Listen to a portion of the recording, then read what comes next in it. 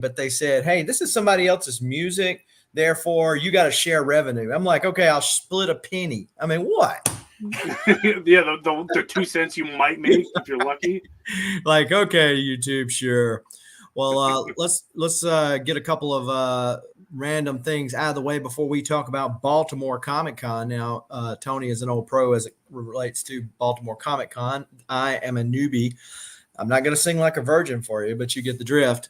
And so we will, let's show this just for showing up tonight. How about a freebie if you're needing some supplies for your comics, cards, and other various collectibles? You can visit bcwsupplies.com and use the coupon code SCG at checkout to save yourself 10% on your order. And if you're like me and you like some good coffee to go with your comics, you can visit comicsoncoffee.com and use the coupon code SCG to save yourself 15% on your order there. Now, some of you know that for the month of September, I do my Great Cycle Challenge every year. And so I ride my bicycle a lot, which is good for me. But in doing so, I also raise some money for the Great Cycle Challenge to help raise funding for kids' cancer research. And so I'm going to drop that into the chat. And so if anybody is so inclined to do so, check it out. You know, your donation goes, straight to them. So you're not worried about me, taking your money like a government official and putting it in my pocket. It can go straight to where it needs to go to and help kids that have cancer. So there is that. With all that out of the way, Tony, how you doing tonight? Man, I'm glad today's over. Work has been kicking my butt lately, so I'm happy. Well, and I know that we're simulcasting on both of our channels. So if you're not familiar with me, I'm Southern Comic Geek, and I'll drop a link to that in the description or in the chat in a minute. But if you're not familiar with Signature King Tony, a guy who likes a few scribble marks on his books like I do, you can look in the description of my video, and his IG as well as his YouTube channel is there. And, Tony, correct me if I'm wrong, but most of what I see from you are a lot of fun shorts, and not your shorts in particular, but, your shorts about signing books. I know nothing about Tony's shorts, just to be clear. Yeah, I don't even know if he's wearing shorts right now. Pants. But anyway, so he does a lot of fun shorts on YouTube, and a lot of times you'll see him with Magic Lasso, and even occasionally the Fooster still shows up. Yeah, he comes out of hibernation, and he'll do something on Sunday nights. And so there you go. Anything else you want to add to that? No, if you enjoy low-hanging fruit in terms of YouTube content, by all means, give me a sub, because I really, what's nice about the sub or the shorts is I can just kind of experiment, and I don't really have to worry about anything. So I've been playing around with AI a lot, so it's fun. Well, as long as you don't let it draw comic books, you're okay. So. Yeah, right. Well, we got a couple of folks in the chat here. We got Mr. Collector 123, somebody that enjoys some rare, funny pages, as well as getting some of the originals. Seems to have gotten addicted to that as well. We got Carl's Collection, which is another YouTube channel, kind of new to the space. But he will do unboxings both for his original art as well as his comics. He's got various toys in his background. Oh, very cool. Let's see. He's a DC guy, so that's near and dear to Tony's heart. It is. Thank you, Carl. He Superman, I think, in particular, but he's got a lot of cool stuff. So actually, I will probably let me get his link, and I will drop it in the chat. There, Carl, and he's been enjoying the G.I. Joe and Transformer series that very cool that's been going on lately. I think some of the big two could take note at some of what Image is doing over there. And let's see, I think we saw Tim the Collector in the building. Wow, a rare sighting of Tim the Comic Collector. He's alive. We have proof of life. Yeah, between him and Fu, I mean, I thought they were fasting YouTube or something. Yeah, right. Tell me about it. And then Warlord is in the building. What's going on? He says, DC guy, you got to go sub him up. There you go. Yes. DC Band of Brothers there. Kenneth Bird, one of the most prolific watchers of YouTube comic content that I know of. Appreciate you. And Dia Wolf Comics in the building. Says, hey, Tony. Hey, what's going on? Hey. He says, I was gone like 8 months, but he's back. He says, I am back. I get to the chopper. Okay. Thanks. Yeah, pretty much focused on Energon and other Image titles at the moment. And so I tell you what, comic collectors and original art collectors are both alike in the sense that they say misery loves company. Well, so does enjoyment. And so we're like, oh man, you got to see this, man. Check this out, man. You got to get this book. You got to get this art page. And then we're like really bad for each other because it's like, man, that is awesome. I think I need to go get it. So we check out the eBays or, your other spending avenue of choice. And next thing you know, we're broker than what we were prior to the experience. But yeah. So Carl was telling me, said, man, yeah, you need to email this person about this page. And so I said, okay. So I emailed him, ended up picking up 2. Actually picked up on that page there. For those of you reading the Transformers, that's issue 10. Carl says, just recorded a DC related video today, though. He actually has, I know of at least one offhand of the pages from the Death of Superman run. Wow. I think it's the one with Maxima hitting Doomsday, Tom Grummett page. But now those things are like big in demand, like talking about big money. But yeah, those are kind of out of my league now. But hey, let's talk about Baltimore. So Baltimore Comic Con, as it has been brought to my attention, and Tony, you are much more knowledgeable in it. Tell me, what is it about Baltimore Comic Con that makes it a con to go to? Oh man, you don't want that question's got a lot of answers, but I would say if I could break it down in just a few sentences, I would say, they're focused a lot on the books. It is heavy books, heavy AAA in terms of artists that show up and writers, and with just a drop or two of those mainstream celebrities. So yeah, it's heavy books, and collectors like us. I mean, it's a paradise. It really is. Well, because of vast majority of the cons that I go to now, Heroes Con is the big exception. I went the first time this year.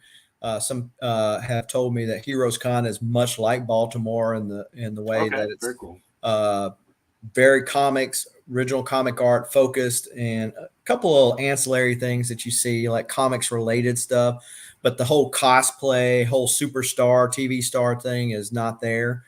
So it's not taking up the space. And I absolutely loved Hero Con as far as like the aisle space, plenty of room to put the big long lines for people like Scotty Young or David Finch. And, you weren't tripping up Jenny Frison. I mean, they have plenty of room. They put the big names on the biggest rows. Hello, that makes sense, right? And so, it just made so much sense the way they laid it out than what, say, Fan Expo is. Diego, what is going on, my friend? Carl says, yes, Baltimore is awesome. Comics focus. I go every single year. Yeah, actually, Carl will be there this year. Yeah, we'll have to high five there, Carl. Yeah. Con centered around comics. Novel concept, right, Tim? But a lot of these cons, and I know I don't want to bash Fan Expo too much because they do give me a press pass every year.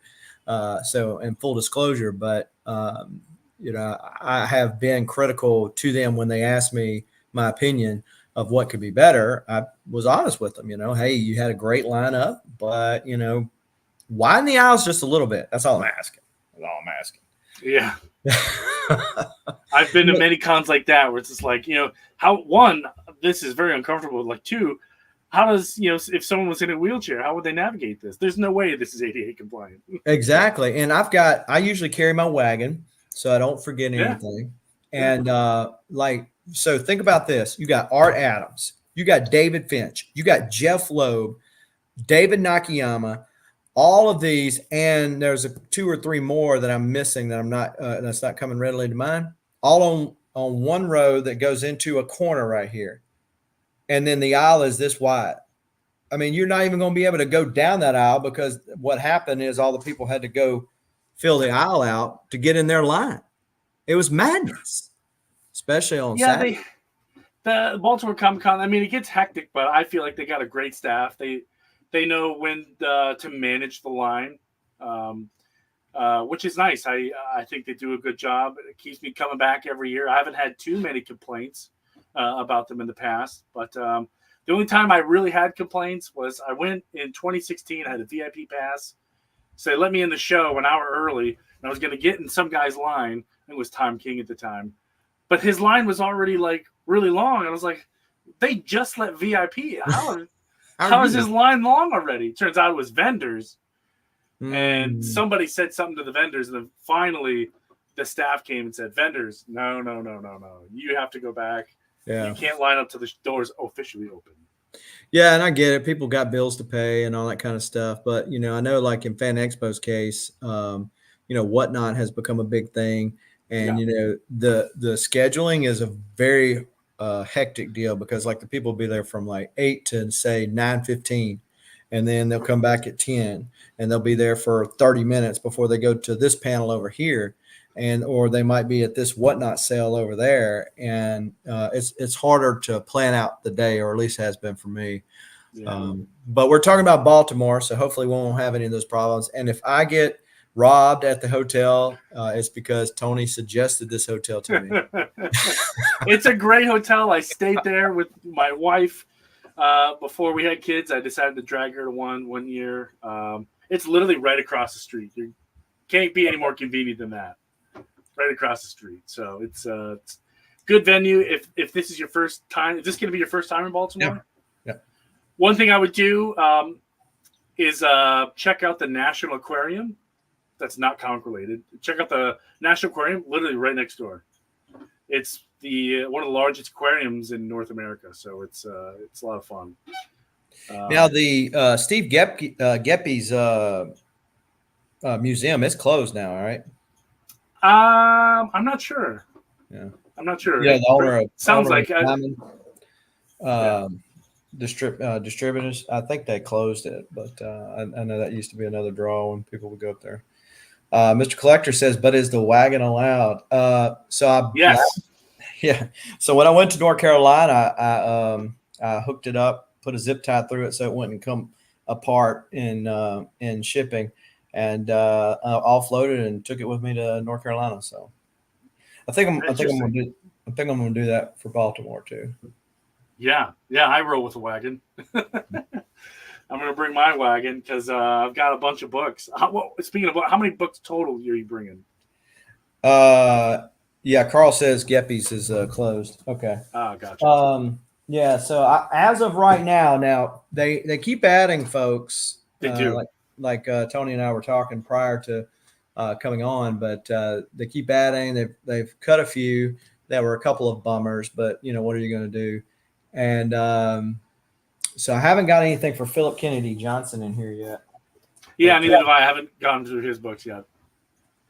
So they announced him this morning, right? This morning. Yeah. Mm-hmm. 8, 10, 12, 14, 16, 18, 20, 22, 24, 26, 28, 30, 32, 34, 36, 38, 40, 42, 40, about 45.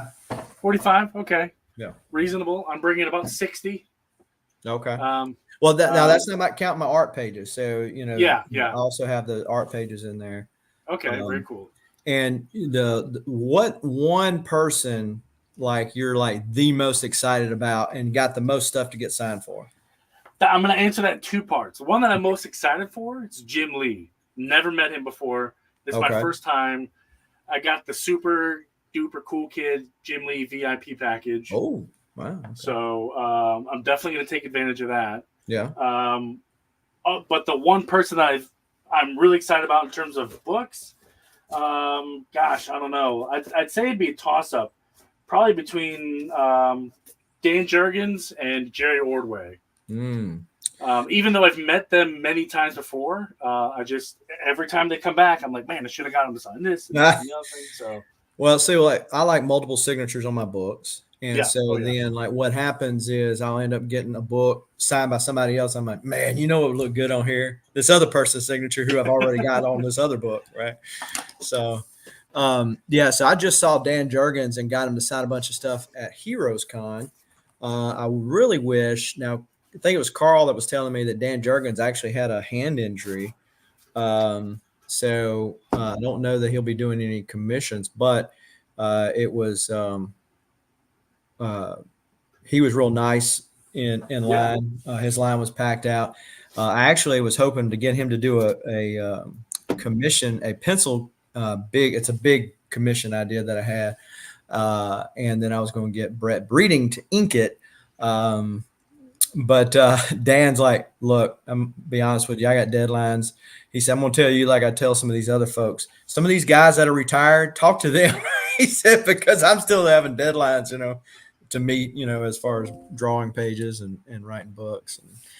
And very cool. another, that was the nice way of saying, I really don't want to do what you're asking to do. So go talk to somebody else.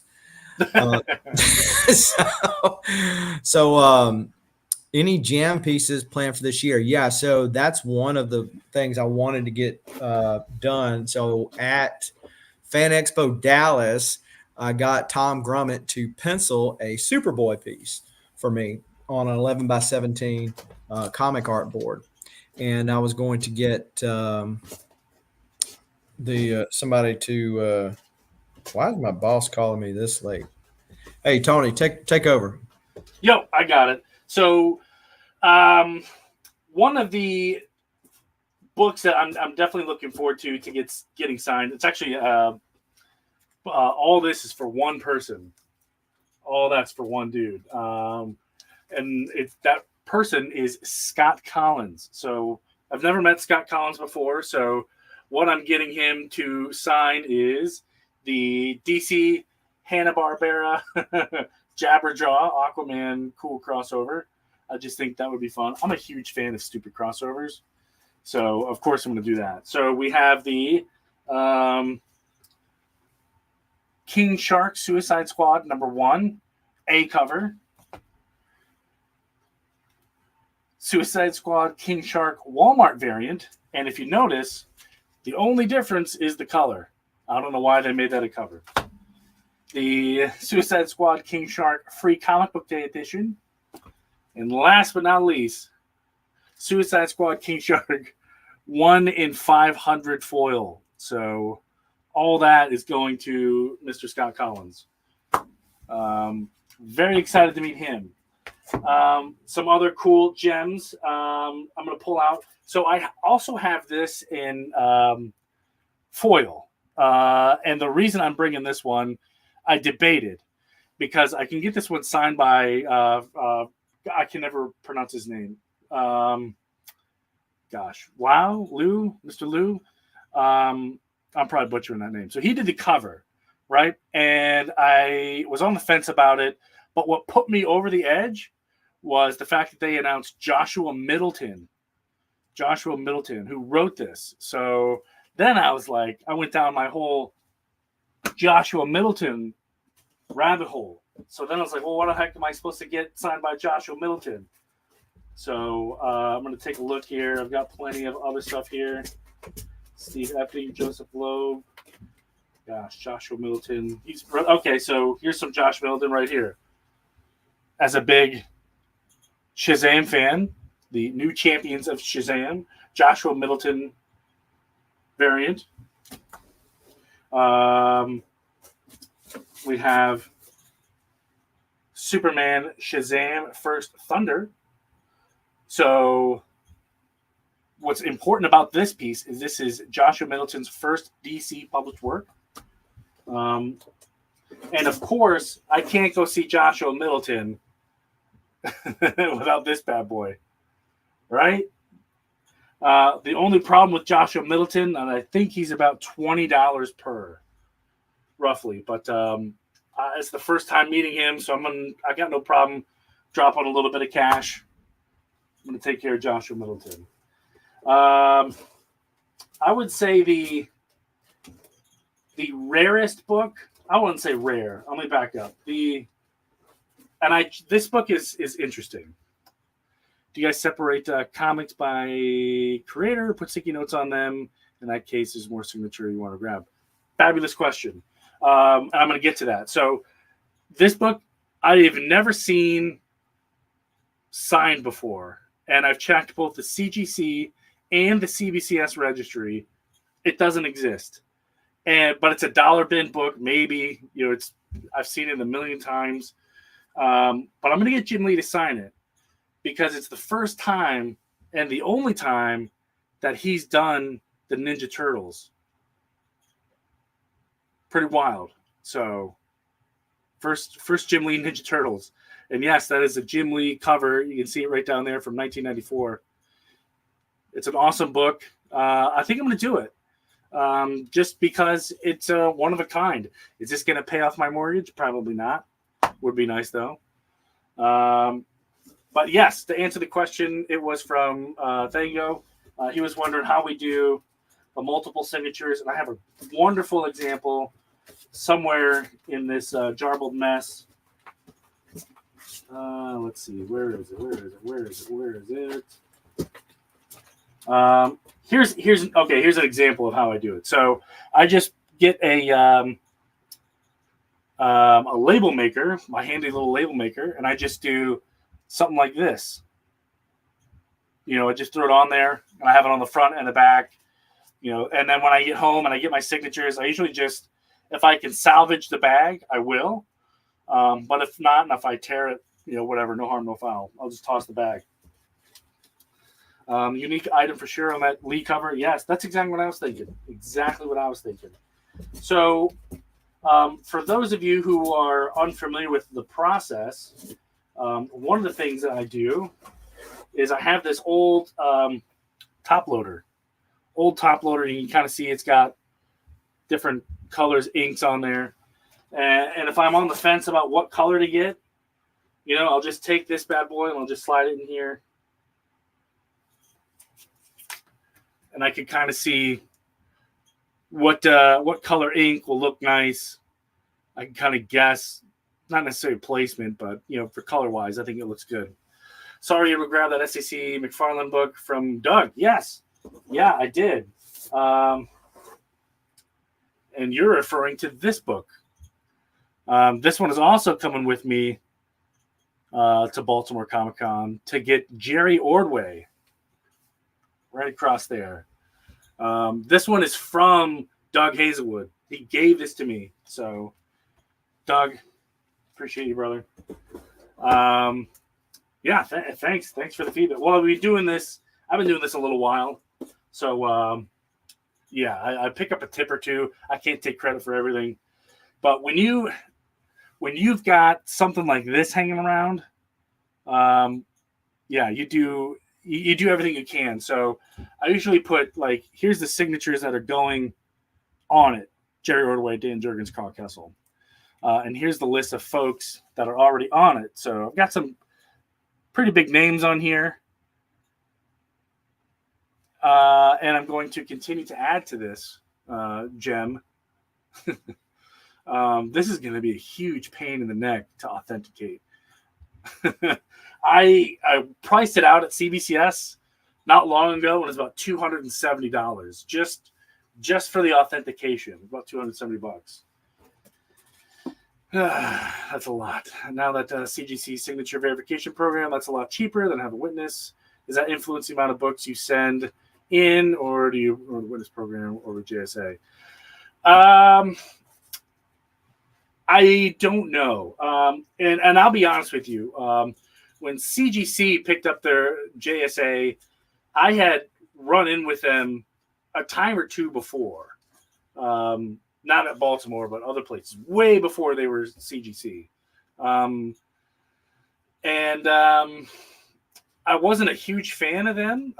They didn't do anything to me. I've never said anything to them. Full disclosure, they have never burned me, but they burned somebody that I knew. Um, there was a celebrity at an event. They were at the event authenticating signatures. He got the signature. He went to them for authentication. They said they couldn't authenticate it because I don't know what the process was or what they were doing, but they couldn't authenticate it. Like, really, your authentication should have just been, "Hey, sir, was this you? Oh, okay, great."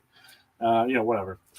I use Word and include pictures of artists signing my books and put them in the print behind the book. Yeah, there you go. That's cool.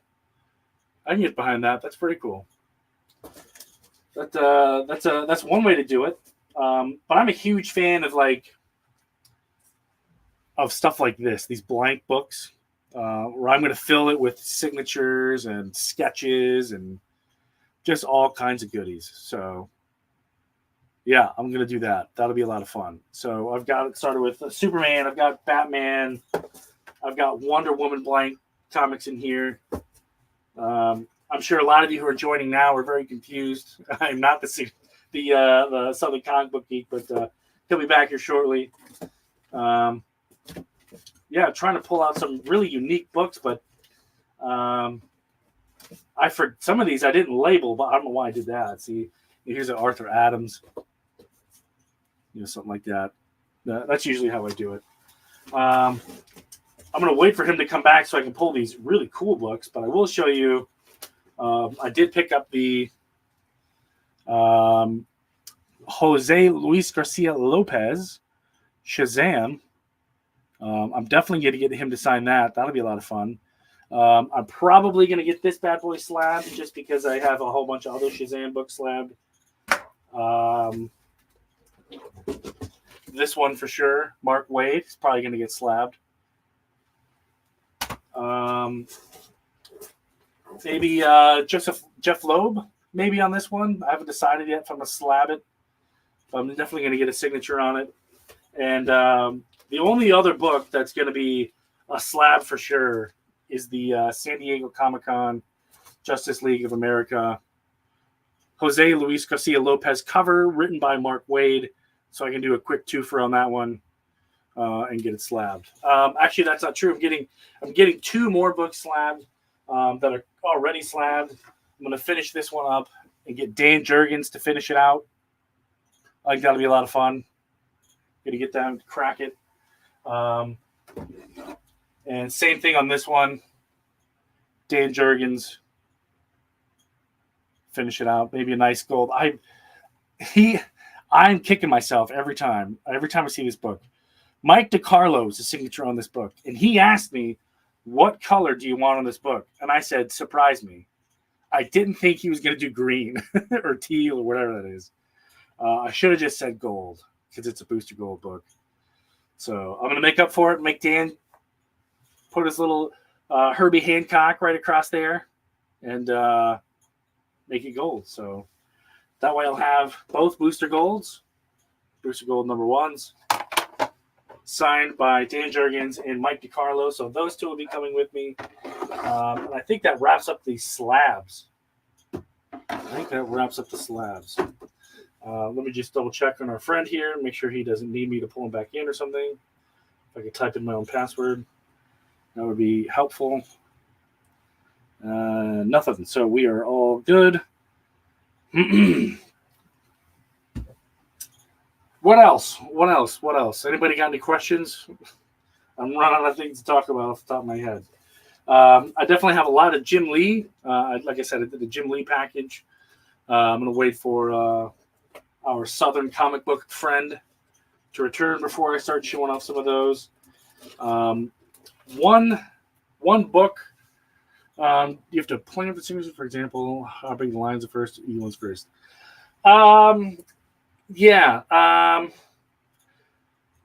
What's great about this convention is they'll put out a map of the show floor about who's going where, literally any day now. They haven't yet, but they will.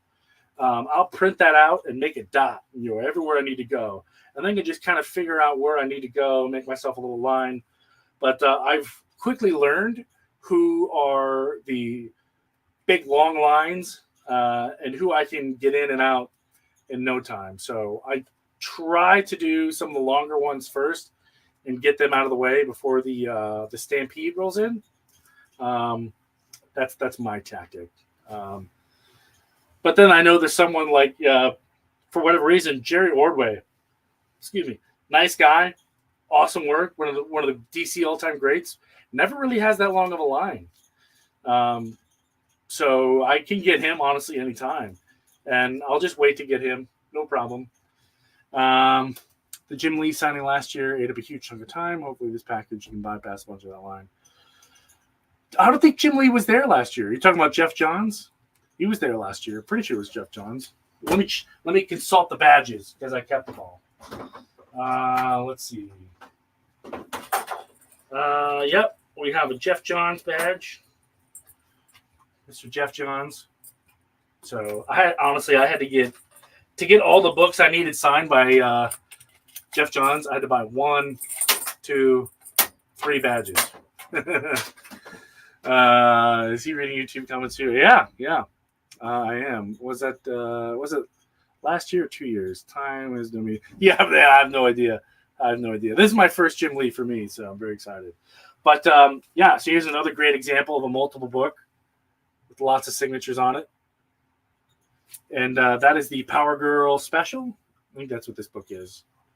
So all of them getting signed right about here. And what about books? Do you have a list of issues you're looking for, or you're 95% focused on Artist Alley?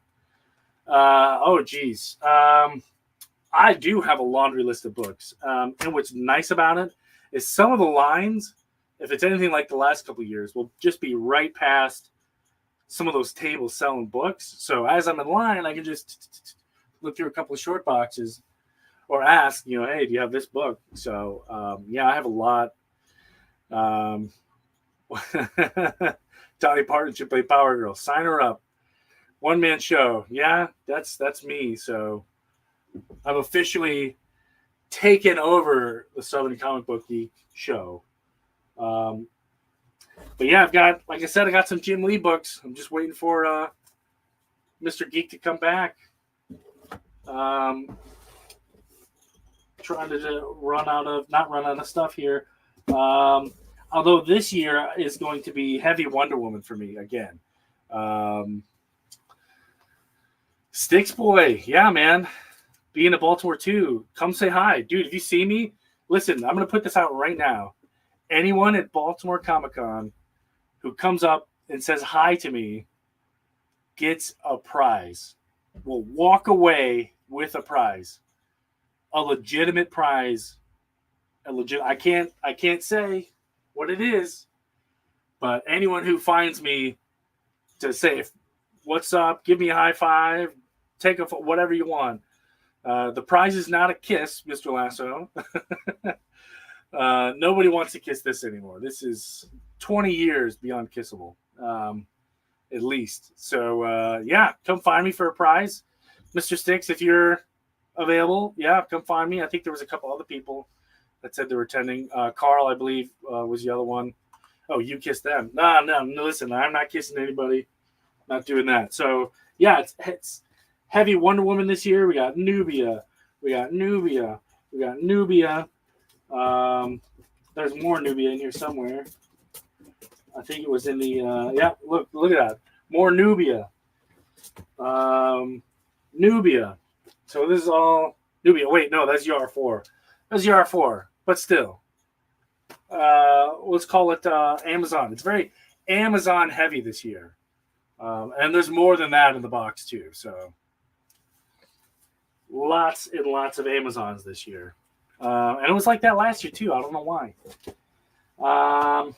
I could take more. Look, here's a Wonder Woman. Crazy. After a certain age, shouldn't Nubia be called Olbia? That's true. Words of wisdom from Magic Glass. Oh, look, here's another one. It's very, very heavy Wonder Woman this year. And I'm not sure why. I've also cracked out the movie posters. So this one is going to get signed by Robert Venditti. Very cool. I also have one here that's going to get signed by Dave Johnson, cover artist. is my comic coming with you? Yes, it is. And I have it. I'm not going to show it, but it's right here. So stay tuned, Mr. Lasso fans, to see what signatures he's going to get. Am I bringing? Am I taking any posters? I am not. Space is an issue for me, so I was bringing posters, but those people that I was going to get them signed by are on the cancel list. So I guess that puts that in perspective for me. I'm not coming to bring those. Yeah, one book that I am very much looking forward to getting signed is this New 52 Forever Evil. New York Comic-Con exclusive. Already signed by Jeff Johns. Looking forward to get it signed by David Finch. I think it'll be awesome. But his line is always so huge. And he usually doesn't start signing till like 11 o'clock, noon. And by that time, it's already chaos, and it's going to be impossible to get anything signed by him. His line fills up real fast.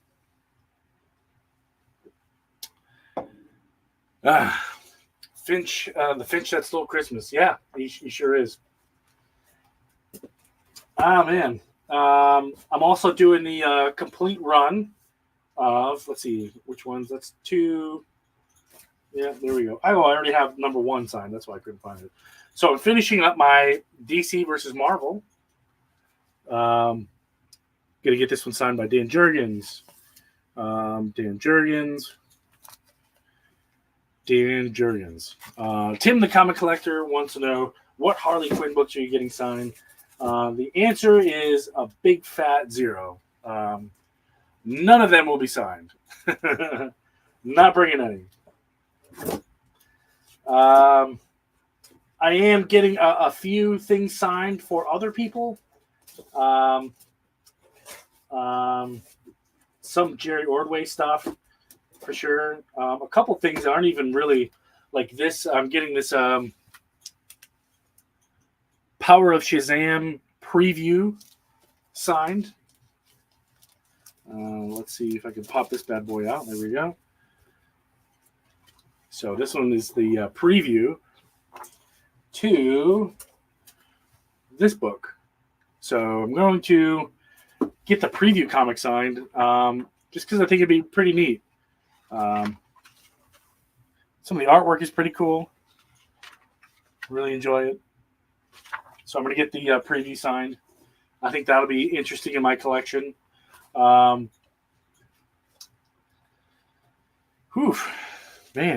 what if you got lost? You need some clear backing boards. Yeah, on some of these I probably do. That's probably true. Let's see. Yeah, Sticks Boy. Yeah, if you could, that'd be great. Let's see. Man, am I missing anybody? Yeah. Okay, he did reply. Man, sorry. I'm missing some chats. So if I miss your shout out or something. Oh, there he is. Oh, now we can't hear him. So when your boss calls you at 7 o'clock, like he don't never call, I'm like, okay, somebody's fixing to get fired or something. I'm like, what's going on? Magic Lasso, what's going on? So what all did I need? What all did I miss? What kind of goodness did I miss? Like you show off like what you were getting signed and stuff. I showed off some of it. I saved some because we wanted to talk about it. But I'll just quick recap. These are the for sure slabs for me. The 2024 San Diego Comic-Con exclusive.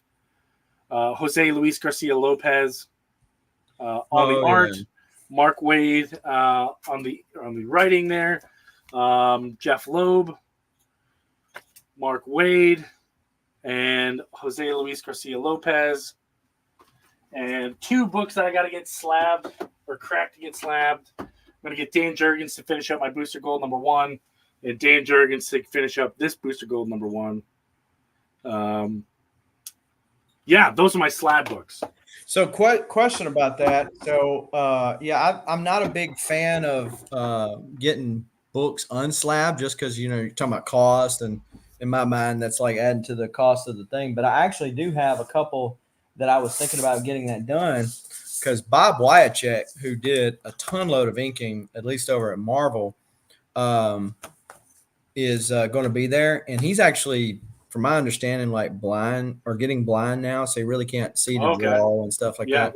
But he's going to be there with the Hero Initiative, and so like he did so many classic covers, like he inked the interiors to Cable's first appearance.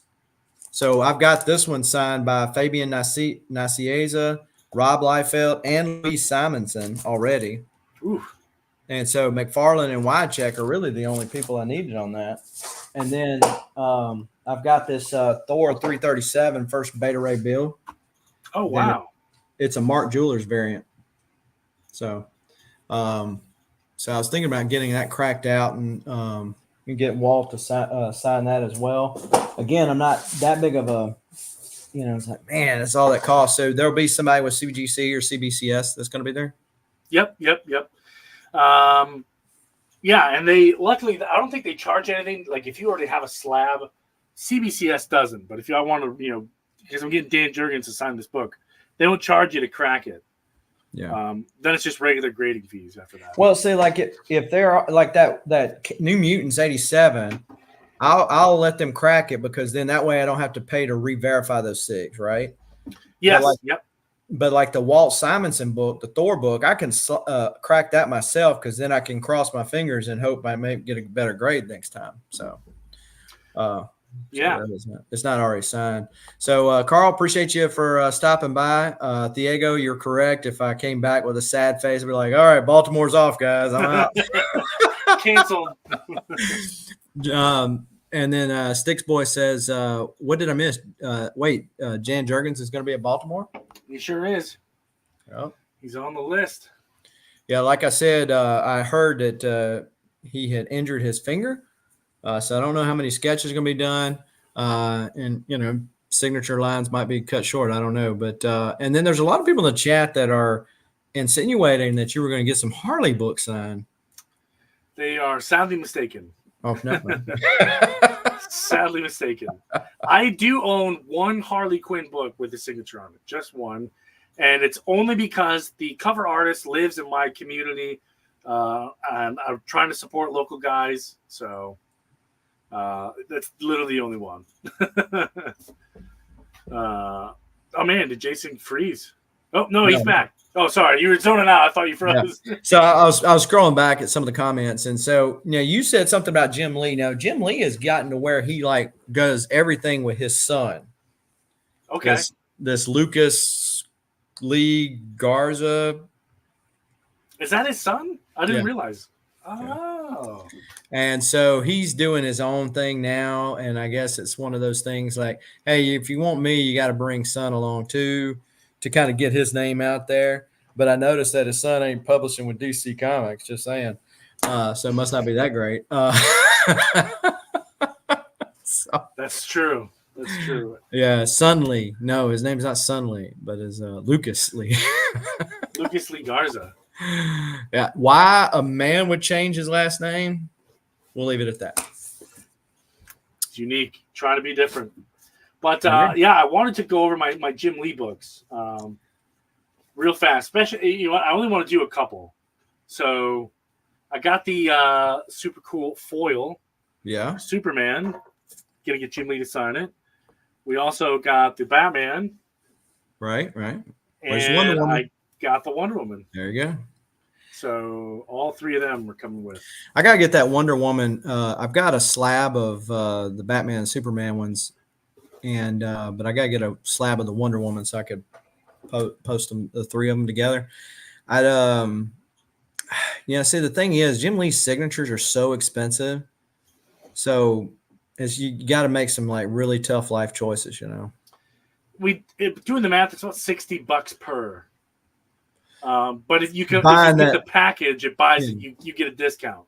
Yeah, because you're buying in bulk, essentially. Yeah, sure. That makes sense.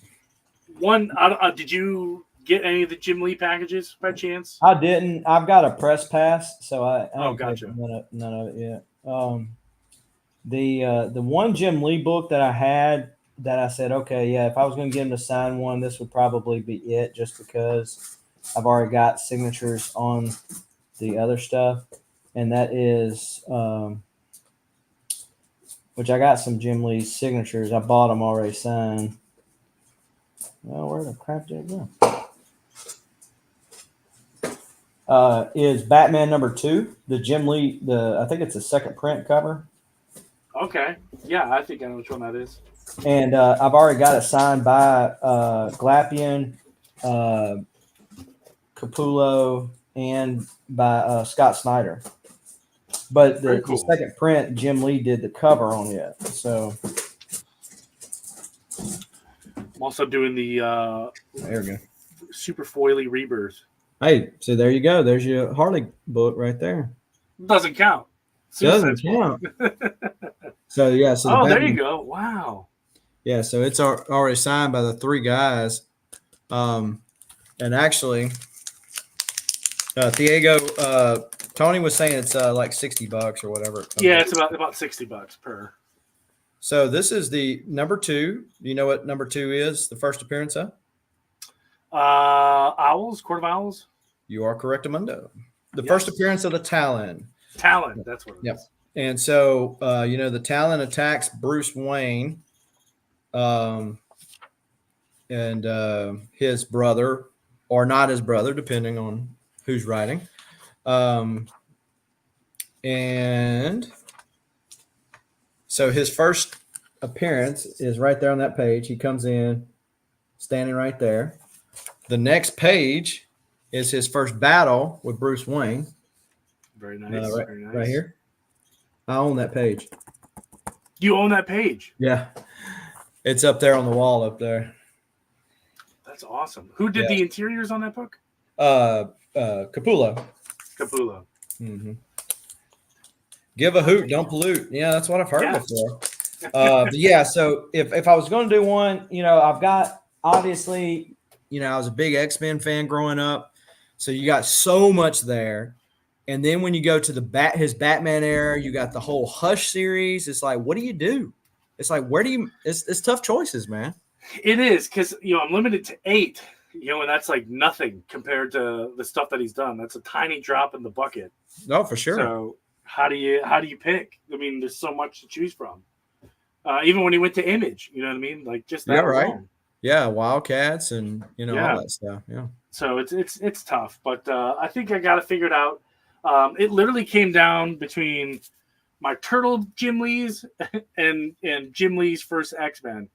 Normally I don't do Marvel, but it's Jim Lee and it's his first one. So yeah. So his Turtle thing, the rarity there. Which figure was it that never got released? One of the figures never got released at all. I don't know if it was Raph or Michelangelo. Not sure. Yeah, but he did the packaging on that stuff. Oh, too. Very cool, very cool. But yeah, this is the only book with him doing turtles. So I was like, gotta take care of it. Do you have any books on the radar for the con? This con I prioritize signatures over books. For the other cons that are really local, a lot smaller to me, those ones I kind of flip it a little bit. I prioritize the books, but I mean, I still do book shopping. But if I had to prioritize any books, I'm really still looking at some serious upgrades to, my Shazam #1 run. I have all the books, but now I'm going back and I'm getting the best copies that I can find. Just to finish that run, but so did you ever get a first Constantine?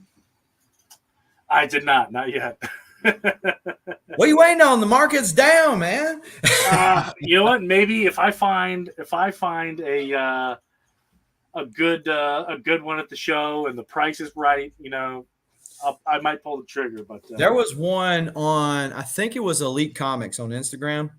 And they were selling, they're just a page for other people to show their stuff on. But they were selling, and it was triple signed. Lynn White had signed it. Did Bernie do that cover? Bernie Bernie Wrightson? Wrightson? Yeah, I think so. And so, and there was one other signature on there. I forget whose it was, but yeah, I mean that was. I'm like, wow, because I mean, those two right there, you're not getting anymore, right? So, Nope, they're long gone, unfortunately. One book that I'm gonna finish this year, when I'll be completely done with it, I'm getting Carl Kessel to sign Suicide Squad #1, and I'll have all 3 signatures on here: John Ostrander, Howard Chaykin, and Carl Kessel. Howard Chaykin doesn't despise that book like he does Star Wars 1. No, he signed it, no problem. Didn't Okay. say anything. Yeah. So Magic Lasso says that you need a Showcase 56. I do. I do. I do. He's right. I do. I need a Showcase 56. Yeah. So Diego, as far as books are concerned, maybe some of the Nintendo books, if I can find them. Maybe Brave and the Bold 29. So what's the is there like a character that you have the most of that's coming to this con in terms of signatures? Like I happen to have, just by chance, a bunch of Nubia. Just kind of worked out that way. Well, I do have a bunch of Batman and X-Men. Of course, I mean, nowadays, especially, like Batman's on everything. Yeah. And of course, that's what I collect. So I mean, I got a lot of the various ones there. You're right, Mr. Lasso. But there are some Liam Sharp is going to be there. So I've got the XO. Oh, that's right, Liam Sharp. He did some. What was that series? Batman and Wonder Woman. Brave and the Bold. Yeah, was that Brave and the Bold? Yeah. Not I think it's not Brave and the Bold. It's called Brave and Bold. Oh, Brave and Bold. Okay. Yeah. I knew he did that series. I remember that one. But yeah, so this is a 1 in 250 Exo Manowar.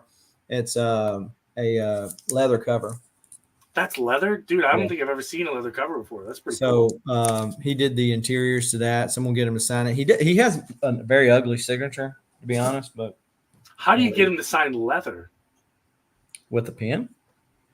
But would it be easier to do it like a paint pen? Yeah. Yeah, that makes sense. But and then of course I already got Tom Grummett to sign the bag.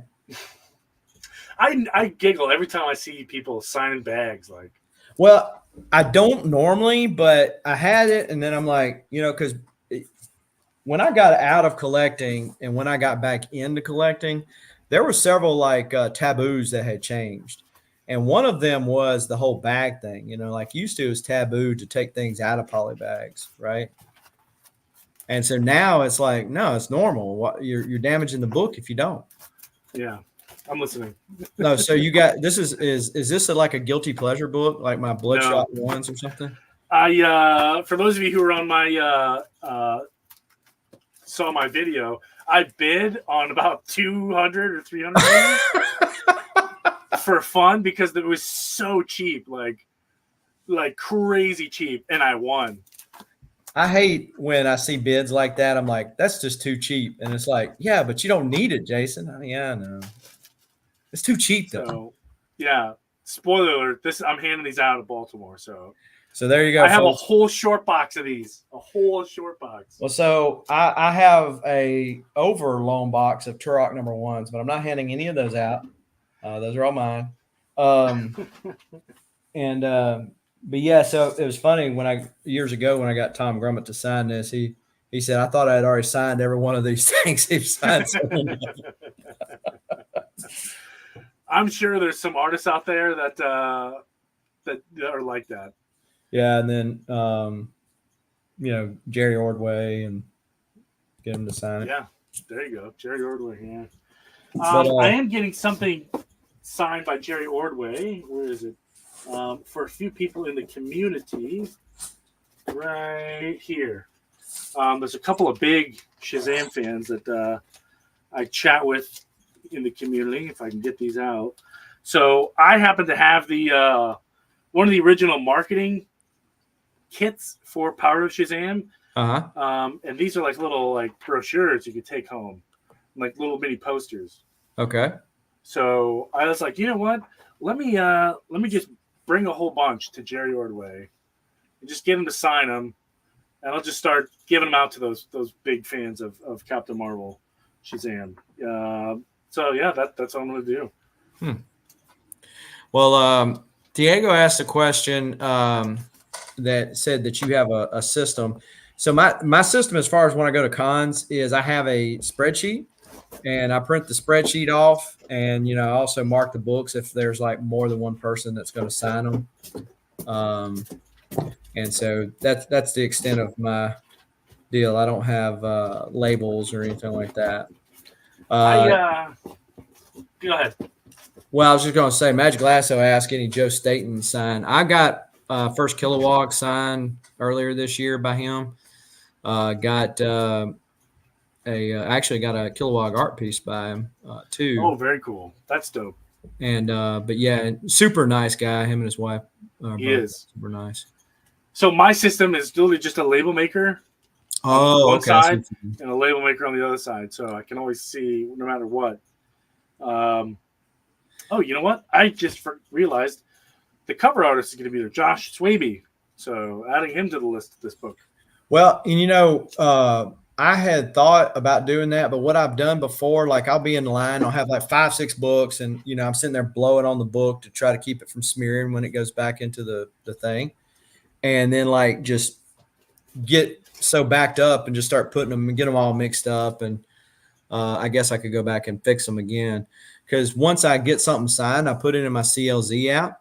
I take a picture of it, so it's the actual comic showing where the signatures are at and stuff. So I do that after I do that. Well, because the other thing is like because that's how I get my signatures. Like if I forget what I've got by a certain somebody, if it's not like a household name where like, okay, everybody probably thinks Joe Staten, they probably think First Kilowog, among other things. But if it's like not a household name, like it's a newer cover artist or something, like I won't remember that I have that book. And then I'll go, okay, I want to get a book signed by him, but I want to get one that some other ones have signed too. Then I go, oh, I see it right here. It's on there where I got that one signed. That's a cool issue. I'll get that one signed. That's a nice system. I thought about doing something like that with my CLZ, but honestly, it would take forever. What I wish they would do is like some kind of scanner integration. I can just go click, click, click, click, click, click, click, click, click, and just be done. But alas, they do not. One of the other things I showed off was how I choose the color of my books. So I got a top loader here, and I just kind of scribble different colors on it. And then I can just take the book in question here. Oh, that's a neat idea. Slide it right in and just kind of match, see what color looks good. Honestly, most of the time, it's always either gold or black. Yeah. But, I'm sure you've had it happen to you plenty of times, too. You get up there, and all they got's black. Yeah, it's a dark cover. I'm like, I'm not even going to see it. Well, I've learned to come prepared for such occasions. I happen to have here a tube of paint markers. All different colors. I got Sharpies in here. I got paint markers in here. You name it, I've got it. So if you ever, when we're at the con, you need a color, man, you just let me know. So talking about being prepared, I was alerted that Jim Lee, they were having the Hex website. Oh yeah, that's cool. They were having these super sales on these things. So I got it for like $20. What, dude? I would have bought like 3 of them. I did. I bought 3 of them. How'd you know? And it was free shipping. Oh, so come on! I got every one of the ones they had, and so or one of the every one they had. And so, and this one is built to have for like slabs and some place for your raws, a poster thing on the side. Yeah, it was super dope. Damn it, that's cool, man. I wish I would have known that. I would have bought 3. Well, if you want one, I'll sell you one. Nah, I'm good, man. I But want to mellow in my own sorrows. That way I learn. well, and so I was wondering if I should just bring that, but then as the amount of books started crowding up, I was like, yeah. How many books does it hold? I'm not sure how many books that it holds. It has quite a few.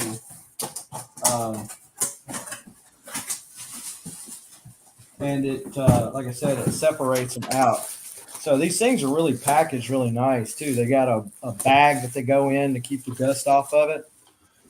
So you take it out of the bag. And then the artwork is great, and they're numbered. There's only this is number 252 of 600. That is awesome. So so there, this is the Crazy Joker one, and so yeah, open the front. You got the place for all the pins and all that stuff down there. Adjustable back straps. And as far as the top is concerned, this is where so you got all these various like sorters, like little dividers or something. Yeah, expandable dividers and stuff that you can. Damn it. That is awesome. Yeah. So. I knew he did a collaboration with them, and he had like some kind of limited edition backpack on Kickstarter. That might be the same thing. But it was like $150, like brand new. Yeah, they were originally a lot more than what they are. No. Dang it. Maybe they just didn't sell very well. I don't know. Must have. So this website I actually had to order this twice because this website, the Hex website, had these things that were erroneously priced at $0. And so you could go on there and put all these in your cart. That's what people did, and they canceled your order. So I had to go back and just order just the bags. But yeah, you go to the website, that's the regular Jim Lee bag that doesn't have any art on it. It's like, why would you get that instead of the other? The others are back up to $99.95 now. Dang it. So yeah, there's one with just the Batman Rogues Gallery. They got Batman. They got one with Superman versus Batman with the Dark Knight, like the movie armor on it. What's the name of that site again?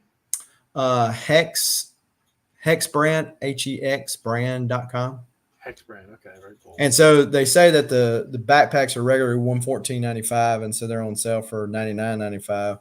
Again, that's nothing compared to $30, you know. Yeah. Who knows? Maybe Cyber Monday or Black Friday. Normally I roll with just the standard BCW book folios. Well, Justin Birch Letters, legendary letterer in the chat. What is going on? Are you going to be at Baltimore, Justin? Let us know. And are you going to be set up? Speaking of BCW, if you do need supplies for any of your comic book collecting needs, you can use the code SCG to save yourself some money if you spend somewhere else. So there you go. I think I did buy these through that, I think. Well, you know, a lot of people, I was surprised that because I ever so often I'll think to look and see the affiliate link and stuff. And I'm like, good grief. Somebody did like $1,700 worth of stuff the other day. On your affiliate link? Yeah. Jeez. I was like, wow. That's a couple of nickels in your pocket. It is a couple, to be exact. So I will be at Baltimore, no table, just wandering around.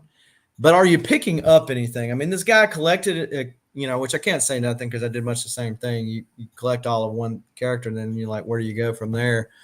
I mean, because I had, you know, the whole run of Hulk from issue 1 till current, and recently sold. I still got my 1 through 6, but recently sold several of the earlier issues. And my X-Men, he actually bought my X-Men 2 from back in the day. And very cool. So yeah. He was completing an amazing Spider-Man run too. So I know I was thinking he got the AF-15 and needed the ASM-1, or maybe I got it backwards. But yeah, some big boy books. Recently I've sold some books, and some of them you regret, and you go back and you see if you can go back and get them. Some you're like, yeah, and it's those you're like, okay, it was time to let them go. Yeah. But because you just room. I mean, I don't know about you, but I only have a certain amount of space, and when you got 13,000 comics, so like, what do you do with them? This is it, man. I could touch both walls here, and it's about maybe 12, 13 feet. So just a So how tiny many little office. how many comics do you have in there? In this room, Yeah. probably about 5K. So you said this room, so you got another room that you got just stuff you don't look at very often in? Yeah, there's like another storage area that's got some books in it. But yeah, the prize stuff is in here. The good stuff. Yeah. My Turok ones, yeah, in here. Hello. Exactly. I don't want them anywhere else. Every publisher has that book, where they're like, okay. And if you think about it, X-Men 1, the largest selling book of all time. Is it really? And those books still go for money. It's like, how many of these books are floating around, and you're talking about from the 90s. So you're talking about a collector age, where people are knowing about boards and bags and keeping tabs on them and that kind of stuff. You can get why some of the Silver Age stuff or Golden Age certainly is the cost that it is, because everybody threw them away, didn't think they were going to amount to anything. Their parents threw them out. They had book burnings, that type of stuff. So there's a gentleman in our area who bought a rundown house. It was old, and he's tearing it up, and he finds part of a Superman Action Comics #1. Part, I say, because I don't think it had a cover or something. I forget what exactly. But it was still enough where he turned around and he sold it and paid off the house he just bought. Yeah. I mean, that's when you're like, he found it in the walls, because back then they just would stuff paper down here. Yeah, exactly. Insulation, yeah. And yeah, what a lucky SOB. So if you found that, would you sell it? Yeah, given the condition, I mean, yeah, probably. I'll just take the money. It was a pretty poor condition. You're looking at like maybe $250,000 he got out of it. That's all. For an Action Comics #1, that's not very much. Right. Yeah. Comparatively. Yeah. Yeah. Didn't someone sell part of like part of a cover, like a little chip of the corner or something, for a truckload of money? Mm-hmm. Yeah. Crazy. That's ridiculous. That's ridiculous. Yeah. Too ridiculous. Nick Cage would appreciate it. Yeah. I think he finally got his copy back. So. Oh yeah, because he had to fork up some cash. So he sold a monkey and some comics. Yeah, well, the Action Comics, it got stolen at one time, and they ended up recovering it or whatnot. Well, a book like that, I mean, people are going to ask questions like, "Hey, normally you don't have any money. Where'd you get a Superman Action #1?" Yeah, graded. Yeah, I mean, it's graded, of course. It's not even hiding in amongst like a whole bunch of raw books. It's like. And of right course, on the top. These are the same kind of people that'll go up to the pawn shop and go, yeah, I was hoping to get a couple $1,000 for this. Okay. Yeah. Well, we could do 5. Does that work? Yeah. You take cash? Yeah. No problem. That's fine. Yeah. So walking out with some Golden Age Donald Duck books. Wow. Justin, you must be local. Are you local to the Baltimore Mid-Atlantic area? I think he's in Virginia, if I'm not mistaken. Virginia, okay. Yeah. He's close. Yeah.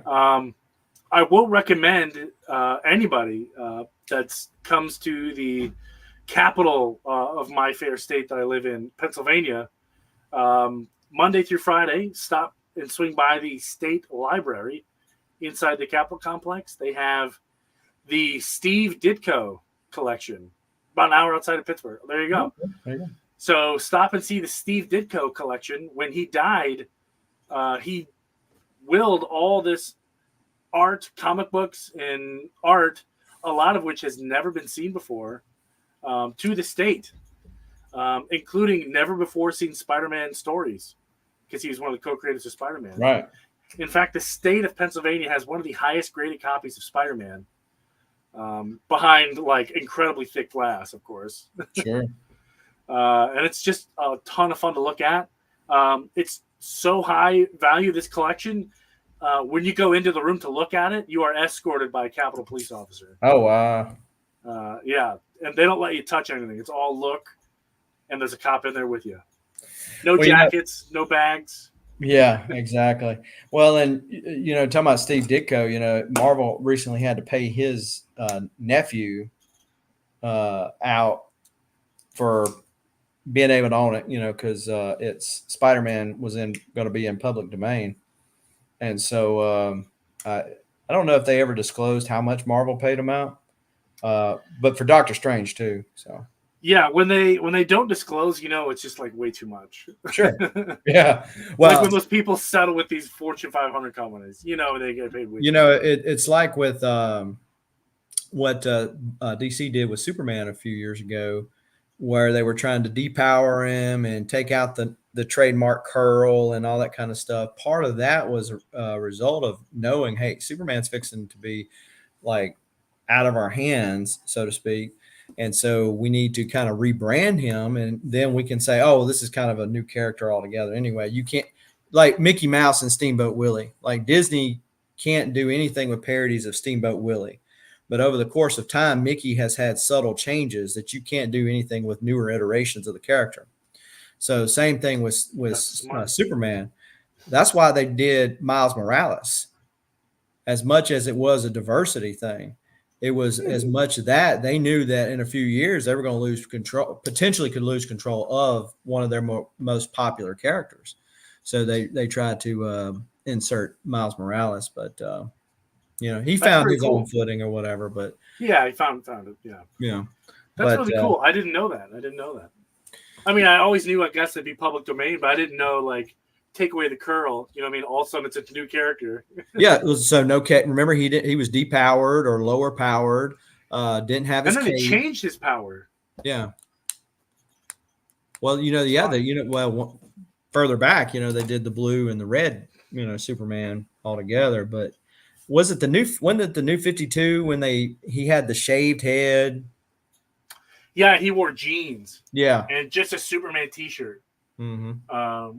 And he had a new power called Solar Flare, where he could like suck the UV energy out of like objects like plants and stuff to like power himself. Now I know why they did it. I always thought it was really stupid. Mm-hmm. But I guess it makes sense now. You want to keep Superman in DC. Right. Well, because those characters by and large have not had many changes over the years. I mean, as old as they are. That's weird, huh? I didn't know that. That's unique. I like it. So, anything else on Baltimore? Any big plans? Are you going to go to any of the panels or anything like that? No panels. Just because I got to get all these books signed. I don't want to waste any time. I'm there from about 10 a.m. when the doors open I'm probably going to stay to close to 7, 6 o'clock. So that's talking about that with panels. That's always, there's been panels that I've been interested in. Like, man, that'd be really interesting to go to, and I'll be in the middle of a line, or I'll forget about it and start hunting for books or whatnot, and forget all about it. And that's usually how Bad Idea Comics has a panel. I think it's 3:30. Is that Friday? Yeah, or Saturday. The Friday one. And yeah. Yeah, I learned my lesson with the Jeff Johns panel last year. I went to the Jeff Johns panel. It was fun, don't get me wrong, but everyone who didn't go to the panel that had Jeff Johns tickets just went and stood in front of the signature line. Uh-huh. So by the time I got out of the panel, dude, that thing was already wrapped around. Like, I was in that line, no joke, for 3 hours. Wow. 3 hours. And I wasn't backing out. I already paid for the tickets to see the guy. I'm stuck. Well, yeah, I guess that's a good point. And so would you just couldn't come? You think you're going to get everything done in one day? I've done more with less time. Huh? Record is 130 some books in one day. 130. On there a weekend this year, might go to a panel or two. There you go. Yeah, I'm going to be there Friday and Saturday. I try to get all my commissions lined out and like the like okay, if I didn't couldn't get nobody but this person's signature, that's the one I want to get to on Friday, right? Get it out of the way. That way, if something horrible happened and I couldn't do something on Saturday, I'd be all right. Yeah.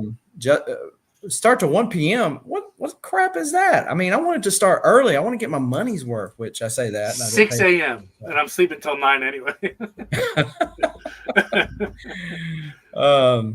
Let's see, 4 hours for Alex Ross, 4 hours, 50 minutes for George Perez, first con after announcing the retirement. Yeah, I can imagine that was pretty crazy. I just did my George Perez sign in or mail in to get his when he announced that he was doing this one last mail in. I was like, Did you do it to CGC or CBCS? None. I declined the grade Oh. because it was a book that I needed multiple signatures on. So a grade wouldn't have done me any good anyway. I just ended up ripping it out. So, the CGC ones, they didn't make it. He passed away before he was able to do those. Yeah. The CBCS ones he did. And I had sent several off, some to get graded and some not to be graded. And those are some of the ones I wanted to get signed by Marv Wolfman. Unfortunately, he will not be there. But first appearance of Tim Drake was first Batman comic I've ever bought. And I've got it signed by Pat Broderick, John Beatty, and George Perez, who did the cover. So he signed. He's the second. I mean, not the second one to sign it, but he signed my Heroes Against Hunger book with like 17 others. So I was like, yeah, I might as well. But Simonson's line is always the worst one. Can confirm. And for some reason, Tom King. I'm not saying that that's bad, but like, there's other people there too. Yeah.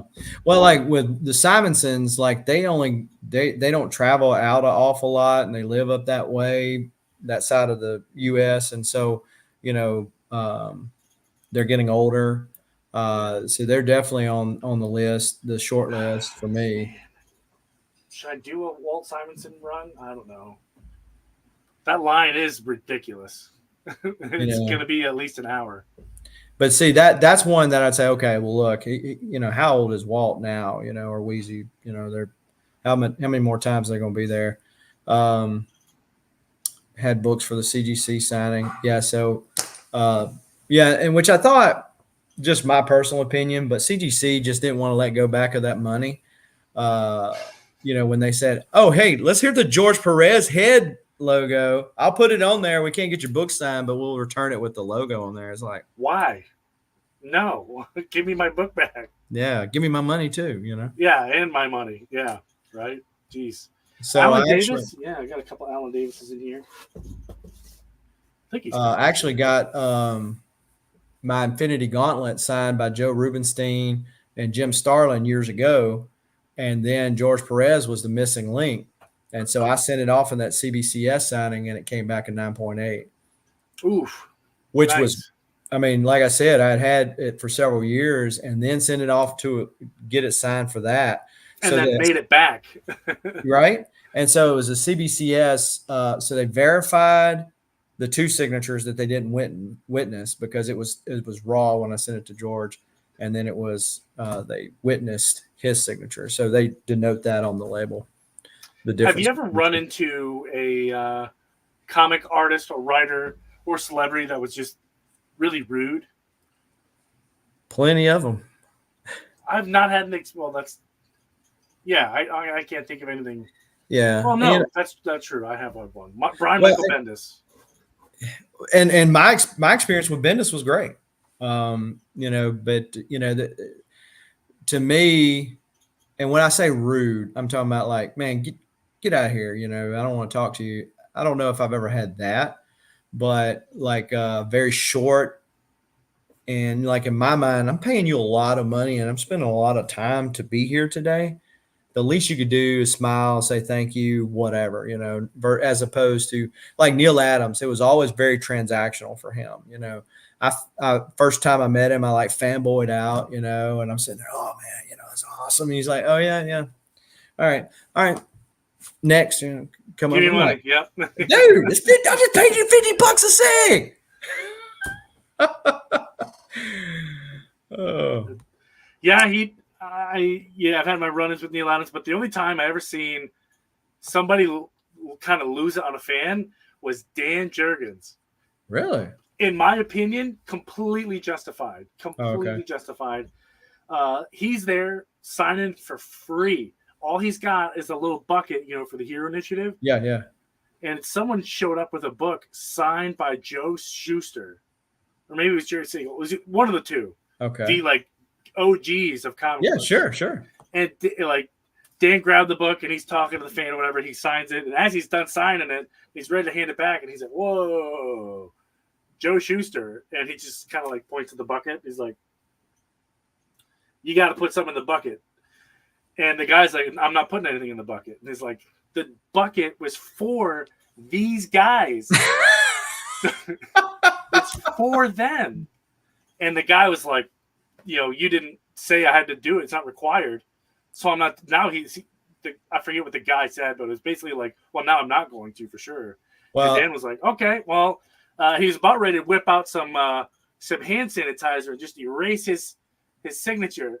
But the guy finally forked over $5 or $6 and put it in there. And he's like, that's kind of a douche move, on the part of the customer, that yeah, especially in light of like you said, like this is kind of for these guys right here and what they went through, as creatives. And yeah. And then the customer lost his cool too. He's like, "Well, F you, essentially. I'm not doing that. I don't have to." And Dan's like, "You will. You're going to." well, and it's like Peter David told me, he said Neil Adams always got on the move about not charging for my signature, and he would have a thing there and it was always overflowing money. People would put a couple dollars here and there in there, and I get people are generally more giving when it's not compulsory. Oh, totally agree. Yeah, I do about $2 to $3 a signature. Like if they're there for the Hero Initiative, no problem, man. Yeah, I got $5 or $6 signed, man. Here's $25, easy. Here you go. Yeah, Mark Buckingham's line this year at Heroes, and he was doing that. And I said, man, I just ran out of cash. I'm going to bring some back and I'm going to put it in there. He's like, yeah, don't worry about it, whatever. And so I went back and I said, hey, I told you I was going to put it in. I just wanted you to know, that I kept my word. Oh, I appreciate you actually coming back. Well, and talking about signatures, I mentioned to you Josh Middleton and his NYX 3. What was it? $100 just for the book? And yeah, that his math isn't even correct. Maybe it was at the height of COVID, but his math is just like not there whatsoever. What he say it would add $500 in value? Like I would have just made $500 off his $100 signature. Well, if it goes and sits in your collection for 50 years, what did? So you're assuming a lot of things. One, I'm going to get it graded. Two, you're assuming that I'm going to sell it. 3, you're assuming it's going to be a 9.8 because, as we all know, like the discrepancy between a 9.6 and a 9.8 is some kind. It's like the Grand Canyon, right? The difference in the values. It just it's stupid. Yeah, it's crazy money. My 3 best SIG encounters: Mark Texiera. He was supposed to be tough. No way he was. Oh, okay. He was awesome. Cool. Yeah. Yeah. Some guys. That's true. That, I really like. But a lot of newer creators have learned that, and some of the older ones are nice too. So don't get me wrong on that. But some of the new creators understand that it's as much about your brand out there, because these guys are making money off of what they've done in the past by virtue of, hey, this is what I've been able to do, so back me on Kickstarter for this.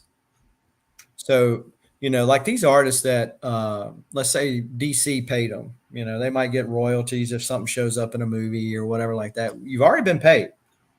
You got your art pages. Now those things go for crazy money. Yeah. Now you also used Batman, an established character, or let's say Ethan Van Sciver, for example. Would Ethan Van Sciver be anything without Green Lantern? Boy, I don't think so. That's kind of like that's what got him to where he is now. Yeah. That's not to say he wouldn't have been successful on another character. Sure.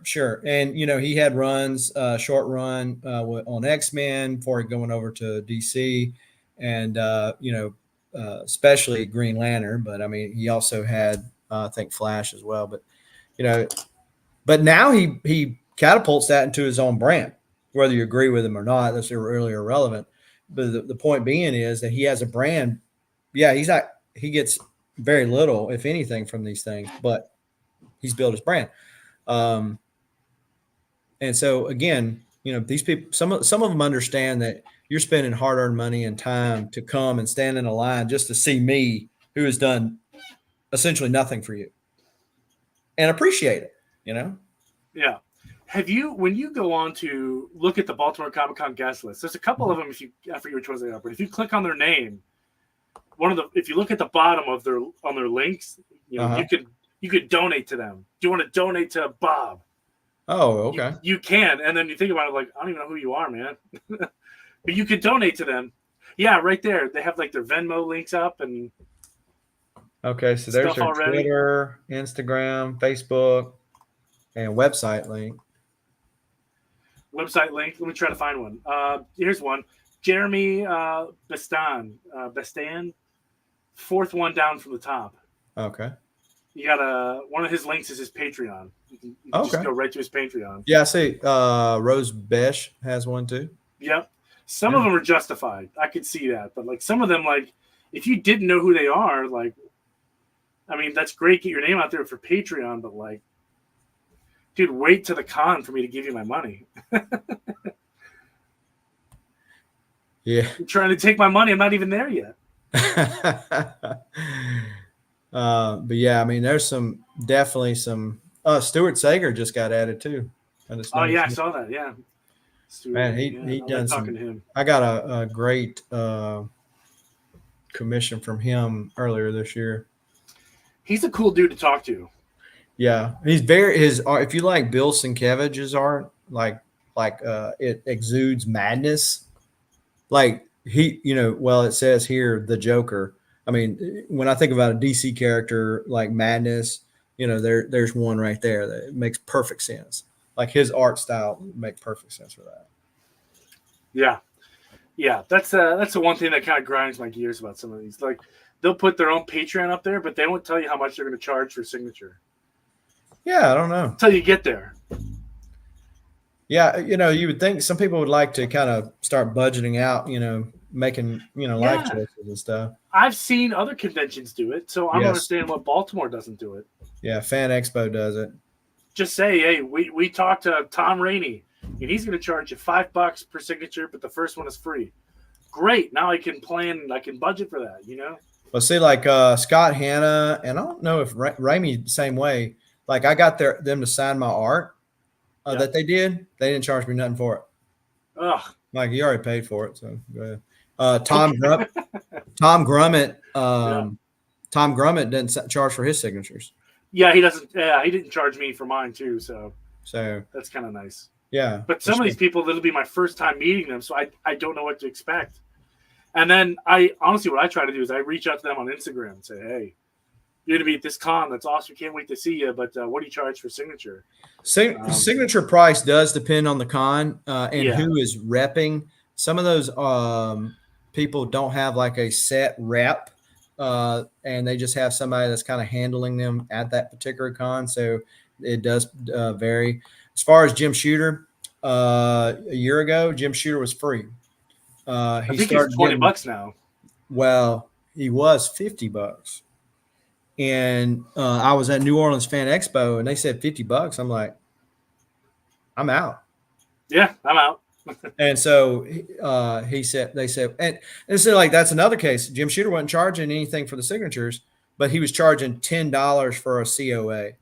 I don't normally care about a COA. It's I not don't worth give. Yeah, anything, yeah, I don't care. but he wasn't charging nothing for the signature. So yeah, okay, give me a COA, whatever. But yeah, so same thing with John Romita Jr. If his art rep is there, uh, he's more expensive. Have you ever run into those folks at comicsketchart.com? Yep, I really hate those guys. they will jack up prices of stuff for sure. Well, it's not even the prices. It's not even the prices. Like I was in, I forget who it was. I think it was Tom King, and I had my wife with me, and we're talking to Tom King for literally 10 seconds, and one of the people came up, and he's just like, "No, go away. Like next, keep the line moving." Like, dude. Even Tom King, you could tell like he was like blown away by that. He's like, "No, like we're gonna talk. Give me a minute." Yeah. I like talking to Tom King because him and I both spent some time in the same place in Iraq. So Uh-huh. it's kind of nice to, I mean, we didn't meet or anything. We just happened to be there. So it's kind of nice to talk to him about it. And this, I want to say kid, I'm old, so everyone's a kid. But he just came up and was like, keep the line moving. Keep the line moving. It was like, dude, we haven't even been here a minute yet. And you're kicking us out? So Tom King's funny because I'm not a huge Tom King fan. There are things that I feel like he done great. Like loved his Mr. Miracle run. Yeah. Loved the first I don't know how many issues of the Rebirth Batman. And then to me it just kind of languished out, kind of got through the stuff. So and I'm sure that's with most every artist and writer. You don't love everything they do. But to me, he does a lot better on mini or maxi series like Adam Strange or something like that. So yeah. so anyway, so I was talking with him. I said, it seems to me like you just love doing like relationship type of like entanglements because you had the whole Batman, Catwoman, Adam Strange, the whole Mr. Miracle, Big Barda, type of a deal. And he's like, yeah, so we were talking and he says, you're one to talk. You got 6 kids. Cause I had mentioned that I had 6 kids.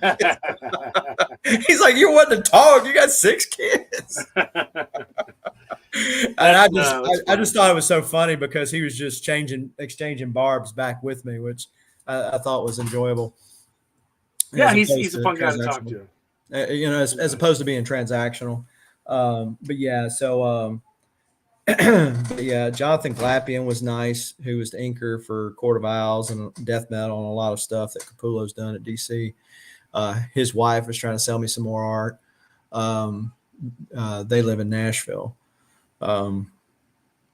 Yeah, Jim Shooter's stories were like, and as far as like sketches for me, is like signatures for me. It's the experience of talking with the person. Yeah, it's part of the experience. Totally. And so then I like to be able to look back and say, man, I remember when I got this one signed. I remember when I got this one signed. My memory is not as good as it used to be, so I try to make notes. But yeah, I mean, that is the experience there. And Jim Shooter is just like a wealth of knowledge, and he'll just like go on and on and on about it.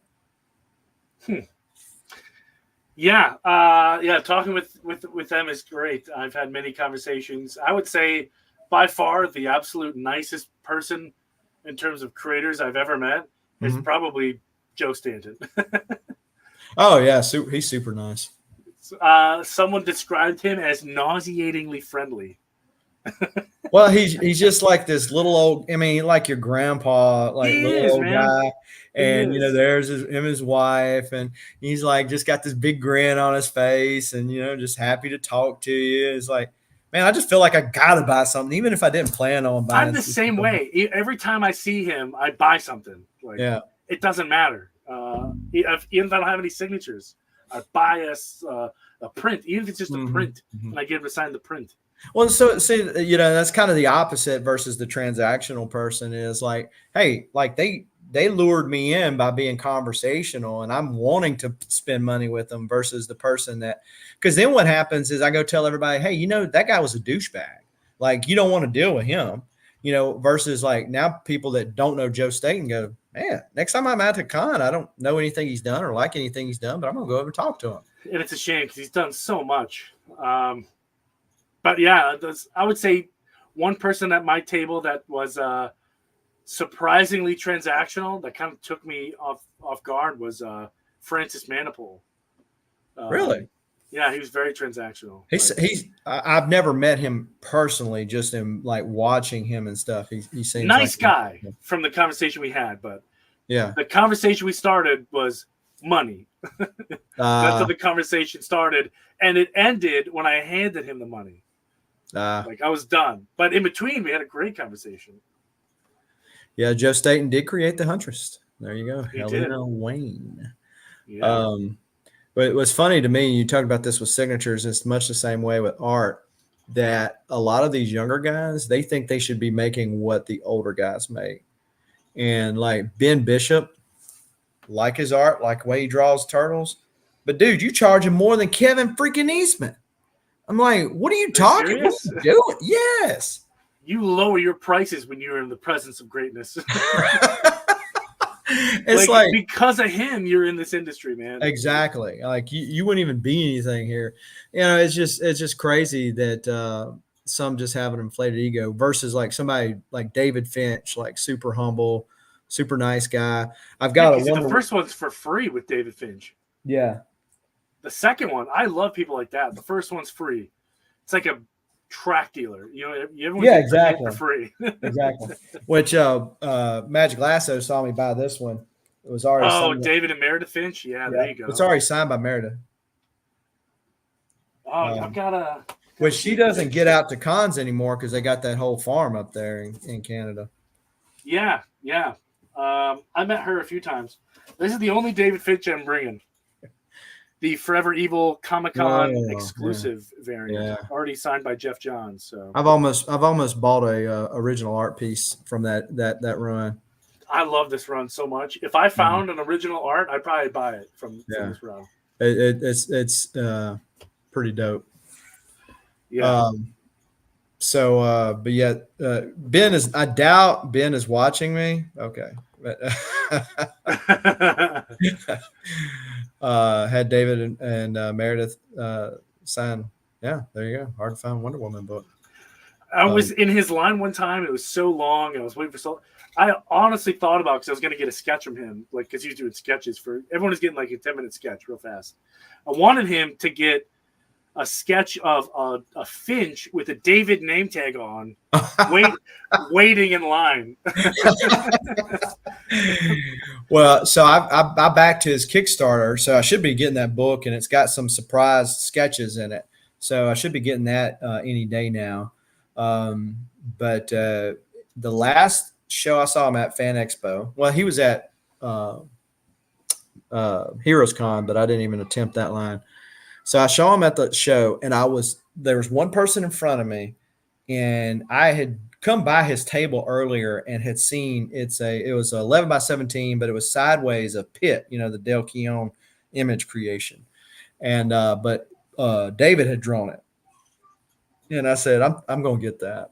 So I'm like next in line, and they said, "Sir, this is the last person in line." There was nobody behind me. And I said, I want to talk to him and get that art piece. Yeah, you'll have to come back. That art piece was $1,000 now. And you're ready to drop it. You're running to here's $1,000, and they wouldn't let you be in line. Now I could have gone back and bought that piece of art without him there, but again, especially commissions and signatures, it's about the experience. So I want to talk to him about that. Man, what were you thinking when you done this? Like, what were you wrapping your mind around? Where'd you get the idea for the layout of the whatever, right? There's a couple of Cable or X-Men covers that he did. This ain't one of them. This is one of the ones he done, but this is not one of the ones I'm talking about. And he just encapsulated like a father and a daughter, like, because one of them is him kissing her when she was a baby, and the other one was him kissing her when she was a teenager, and like you just encapsulated in that art like, hey, I'm going to do whatever it takes to keep you safe type of a deal. I think it just encapsulated, perfectly well. And, talking to them about that and like what were they thinking behind there, that kind of thing. It's part of the experience. It is. It is. I love interactions like that. I really do. Talking about their inspiration and stuff like that. So, I mean, I feel you. I've been burned a couple times too. Hey, man, the cutoff is right in front of you. Like, come back later. It's just like, so Ron Mars. I was in Ron Mars's line, and so I got him to sign some stuff, and we just got to talking, and we were talking and talking and talking. Well, there was nobody behind me when I started. Well, when I finished, there was a whole line behind me. Ron never one time said, "Hey, just kind of edged me on the side." Never one time said it. Just continued talking to me, looking at me, and having that conversation. And so I turned around and said, "Oh man, I'm sorry about that." He said, "Yeah, don't worry about it." The guy behind me starts clapping. I wanted to take my short box and whap him over the side of the head with it. So that brings up a great segue to something I really want to talk to you about is con etiquette. So what is important to you for con etiquette? What are you looking for from your fellow con attendees? Deodorant. That's plus. Yep. Big plus. Yeah. If somebody is in front of me that has like a whole ton of books and is talking, and they're all different books, might be keys, not be keys, I'm okay because that's a fan. They got there ahead of me. I'm perfectly okay with standing in line. Okay. If I had known those people were behind me, I would have cut myself short and moved on. What gets me is like these people like to have 50 copies of one book, and they're all going to CGC or they're all going on eBay when you leave there, and you're like, that's great, but hey, why don't you do that when nobody else is in line? Or here, I'll sign 5 or 6 of them, and I'll go to the back of the line. Then I'll come back up again, go to the back of the line. Yeah, exactly. Yeah. And so, you mentioned earlier about all the vendors in front of you. And so like the vendors were using that as a way to get to everybody ahead of everybody else. And, that's just kind of whatever. I think that the other thing, con etiquette, I think that's about it. I mean, outside of deodorant and just not taking up the line need be. The guys with the long boxes, because I remember the first time I met Scott Snyder, I had a short box and I plopped it up on the thing. I said, I got a couple books for you to sign. He goes, oh, okay. And I plopped the short box up there, and he goes, all those? I said, no, it's just only 2. He goes, oh, okay. And I had a VIP pass, so I got ahead of the line of everybody else. And like all this collective sigh of relief from everybody behind me that was in the normal line. Oh man, I'd turn around and be like, sorry, it's literally just 2 books. I'm just taking a holding it. I want to rest for 5 seconds. Yeah. Now I have been mean before, and like as soon as I get through, like go a couple people behind, it's like he's cutting off in 5 minutes. Just saying. So it's like, oh no, and I'm just joking. You just stay right here. I forget whose line I was in. It might have been Greg Capullo, or maybe it was Scott Snyder, but the cutoff was right before me. And the guy, like, you could have, like, the first couple were free. And then the guy in front of me had 1 book. And I was like, shit, whatever. No big deal. And the guy's like, hey, man, give me your books. I only got the 1. I'll give him a sign. I was like, really? So I gave him a bunch of money. And I was like, no. This money's for you. You saved my life. Yeah. Take it. You're a hero. When I met Greg Capullo, there was a guy that's when Spawn 300 had just come out. And so there was a whole bunch of covers, and this guy ahead of me had just that slated out, and he was just going down the thing, signing them off. So I got up there and I had like 3-4 books, and I got to talking with him, and he was just like super chill, super cool. And, I took the time out with me. I guess I was a little refreshing after the last guy. But one thing I will say for any con goers is to always go to the older person first, because you don't know when that might be their last con they go to. And I've told this story multiple times about Alan Bellman and me getting a signature or in a sketch from him. He reminds me a lot of the way Joe Staten was, him and his wife's interactions and such. Just super nice guy. And I get it in November of 2019. We know what happens in 2020. He dies in February of 2020. And so had I just because everybody at the con was glossing over him that year. Donnie Cates was it on a stick. Everybody was in Donnie Cates' line. Nobody, listen to me, nobody was in Mike Zeck's line. Is that sinful or what? Now, Mike Zeck, John Beatty, Jim Salicrup, J.M. DeMatteis was there. He was at that con too. I tell you what, and I tell you one that I missed out on because I didn't have nothing for him to sign. And I said, well, I'll get him another time. Is Griffin? Keith Giffen. Keith Giffen. Jeez. But he was at that con too, and so like I'm sitting here getting stuff signed, and like now Mike Zack, he lives in the Philippines. He don't want to come back to America to do any cons. Who's Zach lives in the Philippines? Yeah. Huh. So again, you don't never know. And of course, if you're a Donnie Cates fan, now Donnie's all messed up. When's the next time he's really going? He's been to a couple cons, just not a lot. But I mean, what's he doing for Marvel these days? Nothing. But yeah, I mean, he was the flavor of the week. It's like, okay, when you've had a storied, career, talk to me then. Like, go to those guys because you don't never know when it might be the last time you get to meet them. So that's awesome. That is so cool. Yeah.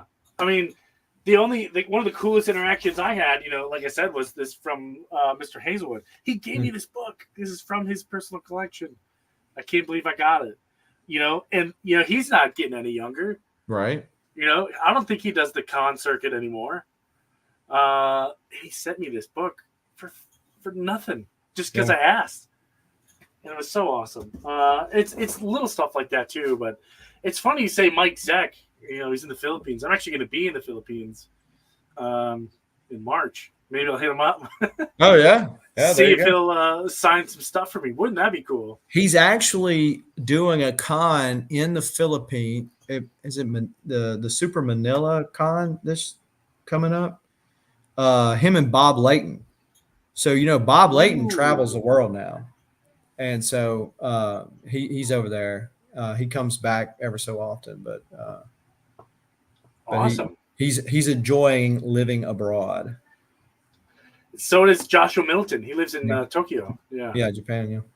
And so that's why I was surprised that he was at Heroes Con, and then he's going to be at Baltimore. So I guess he had some business to take care of in the States. Well, his parents live in my city. I know. Okay. I don't know if it's his parents, I should say. I know where his family lives. I can go right to their house right now. No GPS needed. So he's from here. He got his start here in my neck of the woods. So that the Batgirl cover, what issue is it where she's facing 23? Yeah, I got that one signed at Heroes Con. How much did he charge? It was $10 or $20. I mean, it wasn't much. That's reasonable for as high profile as he is. Yeah, and as few times as you're going to see him, and I figured that would have been up there with the NYX, but. This one? Yeah, that one. Was it the foil or the regular? The regular, the OG one. I might do the regular too, and the foil. I tell you, Jenny Frison did a variant for that. Yep. Oh, I kept looking at that. I almost pulled the trigger so many times on that cover. Josh Middleton actually still owns that cover. Like the artwork. Wonder how much he'd sell it for. Probably way too much. Probably too rich for my blood. Yeah, you better own a trust fund because that something like that would go to Heritage. Somebody would. I mean, that stuff goes for some serious money. You think who Stephen Platt is? Yeah. So Stephen Platt just came out of the caves, if you will, and started making the con circuits again. And probably best known for his Moon Knight run. That last issue, Moon Knight, he gave that cover to his then wife or girlfriend. Gave the cover to her. Well, they've split up. They're no longer a thing. Well, somebody reached out to him and said, "Man, I will pay you." What was it? Was it 50 or 100,000? One of the two. Doesn't really matter. It's like crazy money. And for that cover. And he says, "Well, I know who has it. I'll ask them if they want to sell it." And so I guess they're still amicable. He's like, "Hey, this person reached out to me. Know if you wanted to sell it." She's like, "No." Nice. Oh, I've been like, sold. Yeah, right. Oh man, you want to give me $100,000 for this, for a piece of paper? Out. Sold. I bought a piece of art at Lee Weeks from Lee Weeks, and I mean it was a great Hulk piece, and a guy had come right after me at the con. I didn't realize it, but right after me at the con, because I looked at both pages, and bought the other one, the subsequent, the page after it. And he said, "Man, I wish I would have beat you and bought that one too." And he said, "If you ever sell, let me know." I said, "Well, make me an offer. Everything I got's for sale." And so he gave me a price. I said, "Sold." The only time I ever was tempted to sell is I was coming out of, who was it, Lee Bermejo's line, when Batman Damned was like the hottest book on planet Earth.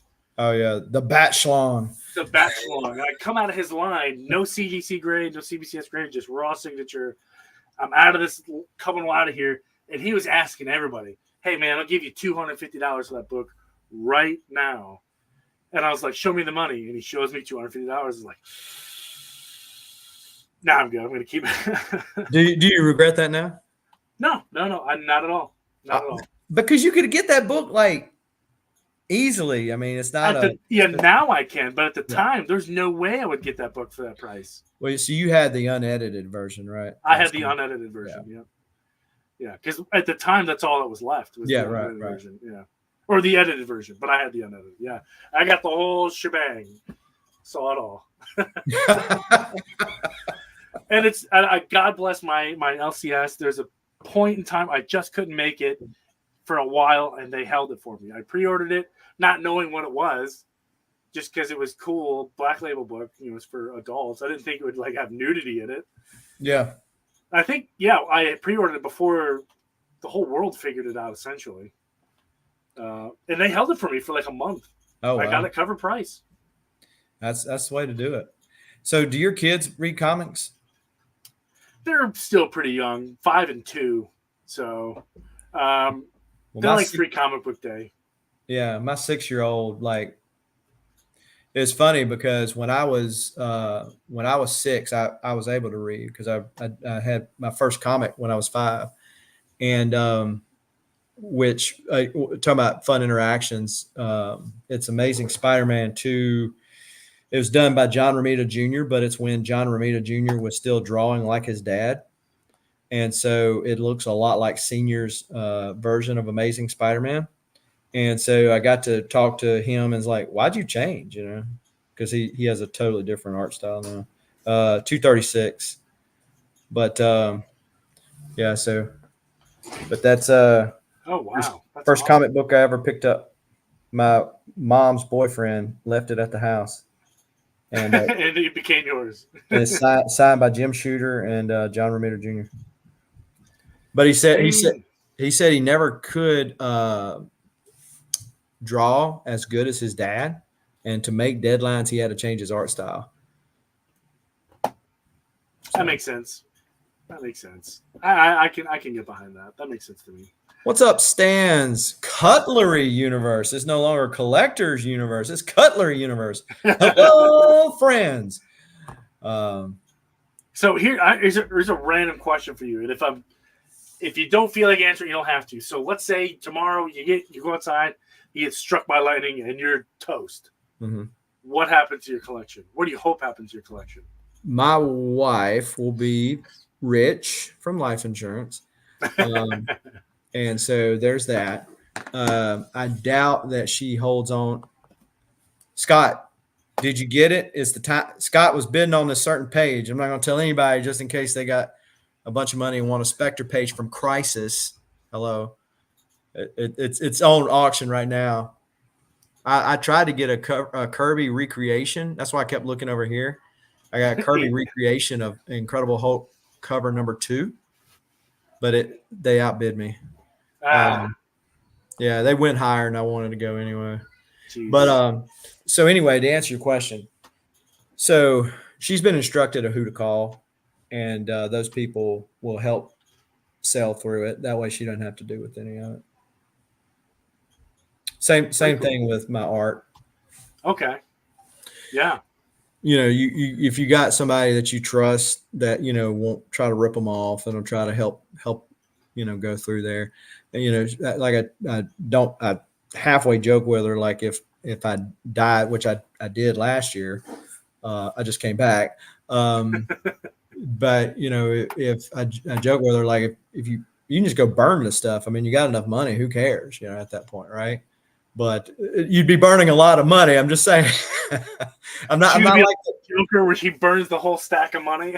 Right. I'm not like some guys that they're afraid that their wife will sell their stuff for what they said they pay for it. My wife knows I spend a lot of money on funny pages. Just not how much.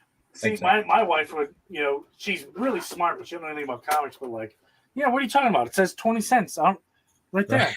No. Right there, you go. It's 20 cents.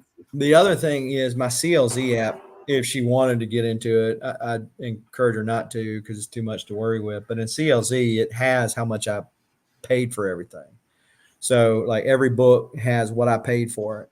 And so if you wanted to go through that, but why bother? I mean, it just wouldn't make any sense. And same thing with my original comic book art. All my stuff is on Comic Art Fans, and it has how much I paid for it in there. So she could get a spreadsheet from Bill, and that would be enough. Stan's chiming in with an answer. Look at that. Yeah, that's funny.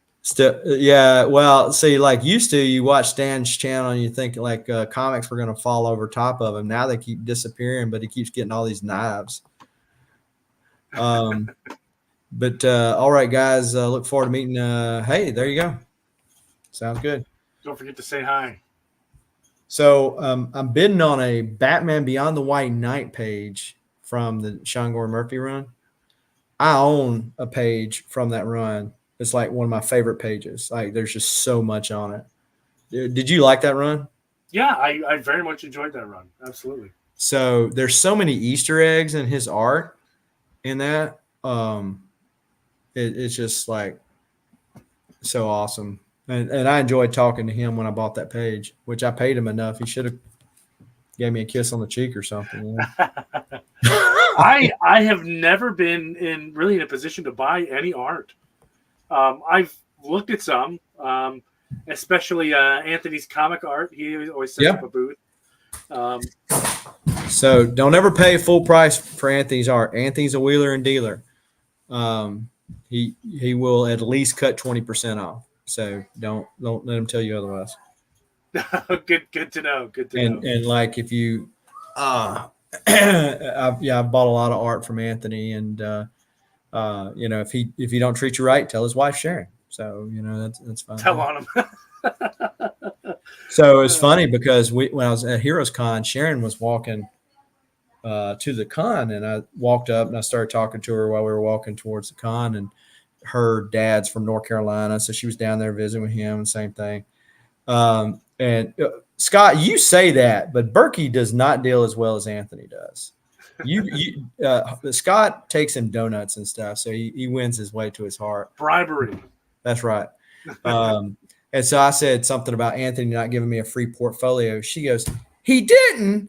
And so then when I made the rounds at the con, Anthony was trying to sell me this page. He's like, you buying stuff from everybody else? Why don't you buy none from me? And I'm like, well, what you got? He said, well, I picked up this page in a trade, so we're trying to bicker back and forth. She goes, Anthony, you owe him a deal. He goes, Sharon, I'm not giving him nothing. Well, you didn't give it to him before. You owe it to him. I've met him one time. Seems like a nice guy. Yeah.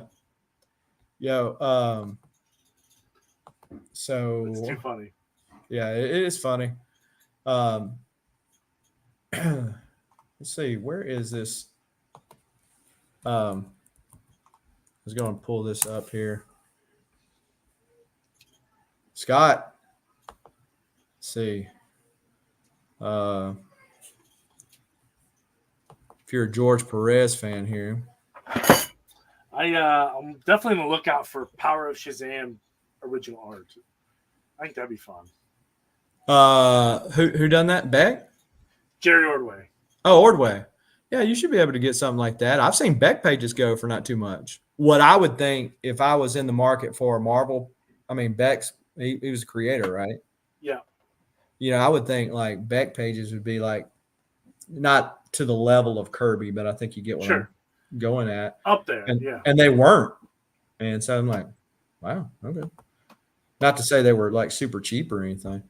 But yeah, so this is Crisis on Infinite Earths, page number 10, page 9. This is where the Spectre comes out. That's awesome. This is so you got Cyborg down here, you got the Metal Men, you got Wonder Woman, looks like the Atom right there, older Superman. Is that Starboy down there at the bottom? What's the price on that? There's right now. Right this second is $8,000. Ah, Jesus. And so looks like I guess Jerry Ordway must have inked it, and George Perez, of course, drew it. Oh, come on, jeez, $8,000, dude. Yeah, like this is like a wall-worthy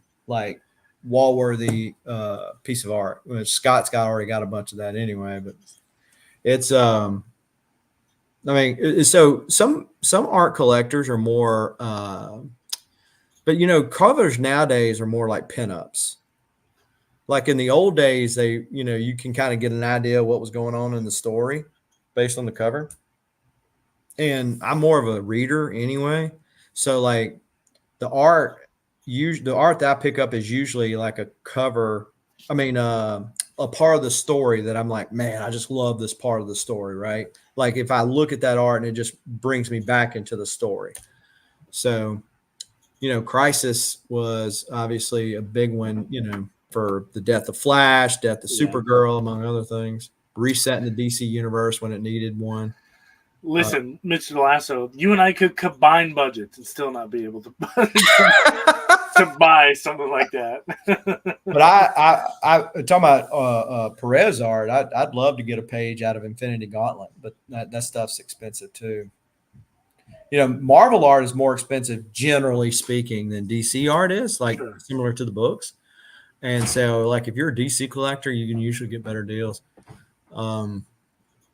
Except like the stalwarts, like Batman or something like that. You know.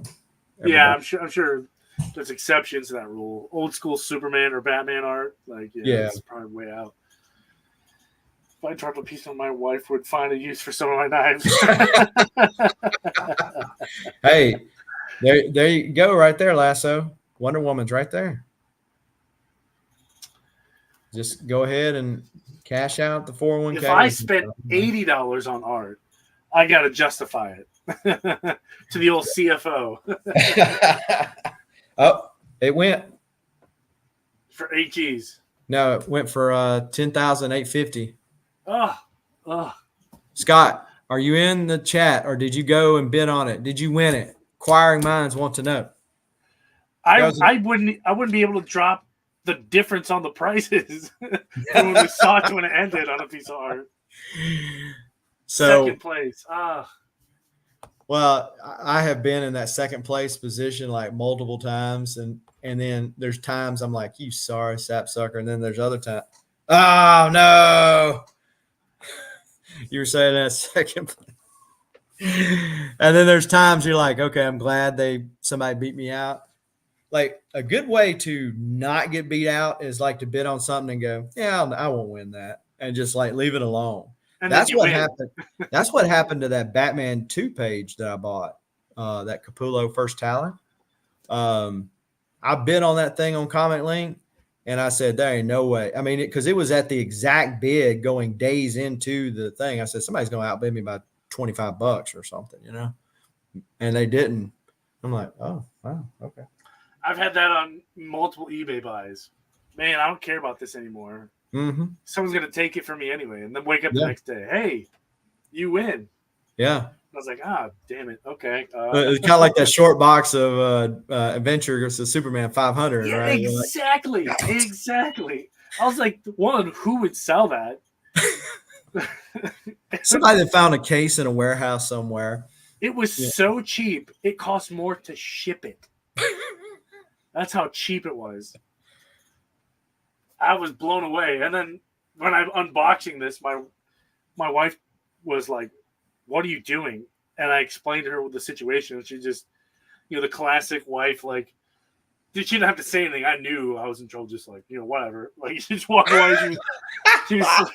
She's like, whatever you want to spend your money on. Like, whatever, I don't care. 200 copies of the same book sounds like a worthy investment. Well, yeah, because my wife, knows about my Turox, and I said that's a guilty pleasure book. I said, let me explain guilty pleasure before you read too much into that saying. It's like I should feel guilty for spending as much as I do on this book, but I have pleasure in seeing this book, so therefore it's a guilty pleasure. Well, book. I think the community expects it now, and we get disappointed when you don't. Yeah. We want to see you buy all the copies. Yeah. I'm trying to corner the market, and if chromium ever becomes a rare metal, I will be rich. Yeah, move over, Jeff Bezos. Elon Musk, who? No. That's right. Exactly. The other crisis page only hit 5,700. Yeah, I mean it was still a good crisis page. It just wasn't that one. That it's about epics. It wasn't like the epics. Like if you, because pages, unlike comics, like if it's a 6.0 First Constantine as an example, you kind of know what to expect to pay for it based on the market because there's multiple ones of them. Well, in original art, there's only one of that. So you base it as well as you can. And then that's going to be based on like the moment in the book. Was it a big key? Was it a big splash page? I mean, there's all these other little things that go along with it. So, yeah, I mean, like I tell you another, one like be the Death of Flash. That would be another page that would really go from some serious jack, right? Huh. That 5,700, that's about $5,500 more than I'd probably be willing to pay.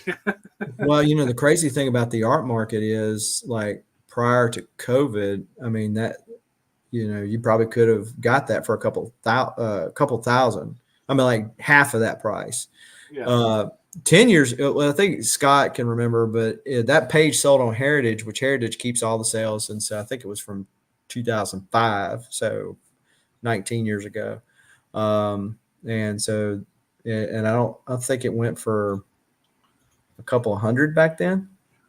So couple hundred. Yeah, there you go. It was sold for $800. Yeah, yeah, right. there you go. So yeah, it was a crazy difference, but the original art market is like not tanked like the comic art market did. Because again, there's only one of it. And, a lot of these bigger pages are being bought up by these investment houses and private equity companies, and they're just sitting on them. So it's not just normal people playing with money. And, I hate it when big conglomerates get involved and ruin a hobby. Just like what they're doing with the housing market. Yeah, for sure. Yeah. Well, it could be some of the same people. Well, I'll give you an example of this. So one of my competitors, so we were going to buy several different companies, and this private equity company paid way more than the company was worth, but they weren't using it for anything but the reserve. So an insurance company has to have reserves, a certain percentage of your premiums, whether you go life insurance, car insurance, whatever, goes into a reserve. Well, every state has their own insurance department, and they have to make sure that you're investing that and getting a rate of return so that if you have a whole bunch of claims, you can pay them. And that margin that you have is how you run your business, how you make your money. And so they were just interested in playing with the reserves. So you ever watched the movie Dumb and Dumber? Yep. Okay. At the end where he gets the case that's supposed to be all full the of, IOUs. Look yeah, at these, all these. yeah. He says, that's just as good as money. Okay. So basically, that's what happened with this private equity firm. They went and they raped all these reserves, and they had all these IOUs from where the owner had bought his private yacht and all this other kind of stuff. So a company, so how this relates to comics, a company decided to buy this other company called Beckett. And it also then decided to buy a company called CBCS. Y'all might have heard of them before. So the company owns them. This company I'm talking about. And so Eli Global changed their name to protect the guilty, but they still own CBCS. But I think is it BlackRock or Blackstone that owns CGC? So it sounds right. I don't know for certain, but that sounds right. Is one of the big conglomerates too. So I mean, it's not like CBCS is alone in this. But yeah, and they can ruin a hobby. But dang, this is why we can't have nice things, you guys. So no big books, only SIGs. I'm going for SIGs mainly. I'm going to try to be good. If I don't think Scott, you said you're not coming to Baltimore. It's too trashy of a city for you. So, but hopefully Carl will not, convince me that I need to get too many art pages. I'm going to try to be good. Relatively. Is there a Ravens game that weekend? Because Ravens and the Orioles play right there. Right. So, and that traffic sucks. Well, and talk about traffic, that big bridge in Baltimore collapsed. Francis Scott Key Bridge, yeah. So I wonder how that's going to affect anything. Well, I mean, we're right across from the convention center. I'm going to he said no to Baltimore. Ravens are playing now. Oh, yeah, they're playing right now. They're losing to the Chiefs. Well, that makes sense. So, but, I'm going to fly in. I'm taking an Uber to the hotel, and I'm chilling. I got a conference call from the hotel, and that's about it for me. It's a nice convention. I think you're going to like it. It's clean. The convention space is absolutely gigantic, and it's there's a lot to do really in the convention itself. Have you ever been to New York Comic Con or San Diego? Have not. So those are, Baltimore, just like Heroes, which I think Heroes at least, and we'll see about Baltimore after I've been there, but is one that I want to go back to every year. Like it was that good. And then like with Heroes, a lot of the people in the YouTube community, we had like this meeting. Scott and several other folks of us went out to a steakhouse one night, and then like all the YouTube folks got together, and I mean, it was a packed house. There were so many. That sounds like fun. And I'm like, I didn't even think there was that many people on YouTube that did comics, but there are. And like, we had so many people like afterwards say, "Man, next year I'm there. Next year I'm there." And that sounds like fun. Heroes Con. That's in North Carolina. Yeah. North Carolina. Yeah, I'll put it on the list. We'll see. Yeah, I mean, it's really dope. But so those were kind of on my bucket list. C2E2 is another one. MegaCon's another one. Oh, just to say I've gone. I might say, man, I hate the like cramped celebrity focused atmosphere, but I'll say, hey, I've been once. And that's kind of the thing with New York or San Diego. But I got a ton of celebrities. I got to plan those more. The other thing is I'm able to, like, most of my con frequencies are revolving around work too. Oh, nice. And I can't, so I'm not fitting the bill for everything. But something like New York, I don't do business in New York. I don't do business in California. So I really can't do that. Yeah, he's right. Here's Con's one. Love to do. Baltimore scratches the itch. Lasso's right. I can't really go to Chicago. The air's too heavy. I could feel it's nice and tight right here. as a Viking, I'm not really allowed to go in. Well, wait a minute. I'm a Green Bay fan. Am I allowed to go to Chicago? Probably not. They won't let us in. Oh my word! I'm a diehard Viking, so that's why everything's purple. I got the purple crown, the purple jacket, purple rain. Well, he's half right. I'm scared of bears, just not any in Chicago. I see. Well, talking about the Vikings. Hey, my boy Brett Favre, man. He was a Viking for a little while. Yeah, 2-3 seasons. And it sounds like Aaron Rodgers might be coming to Minnesota. So wouldn't that be something?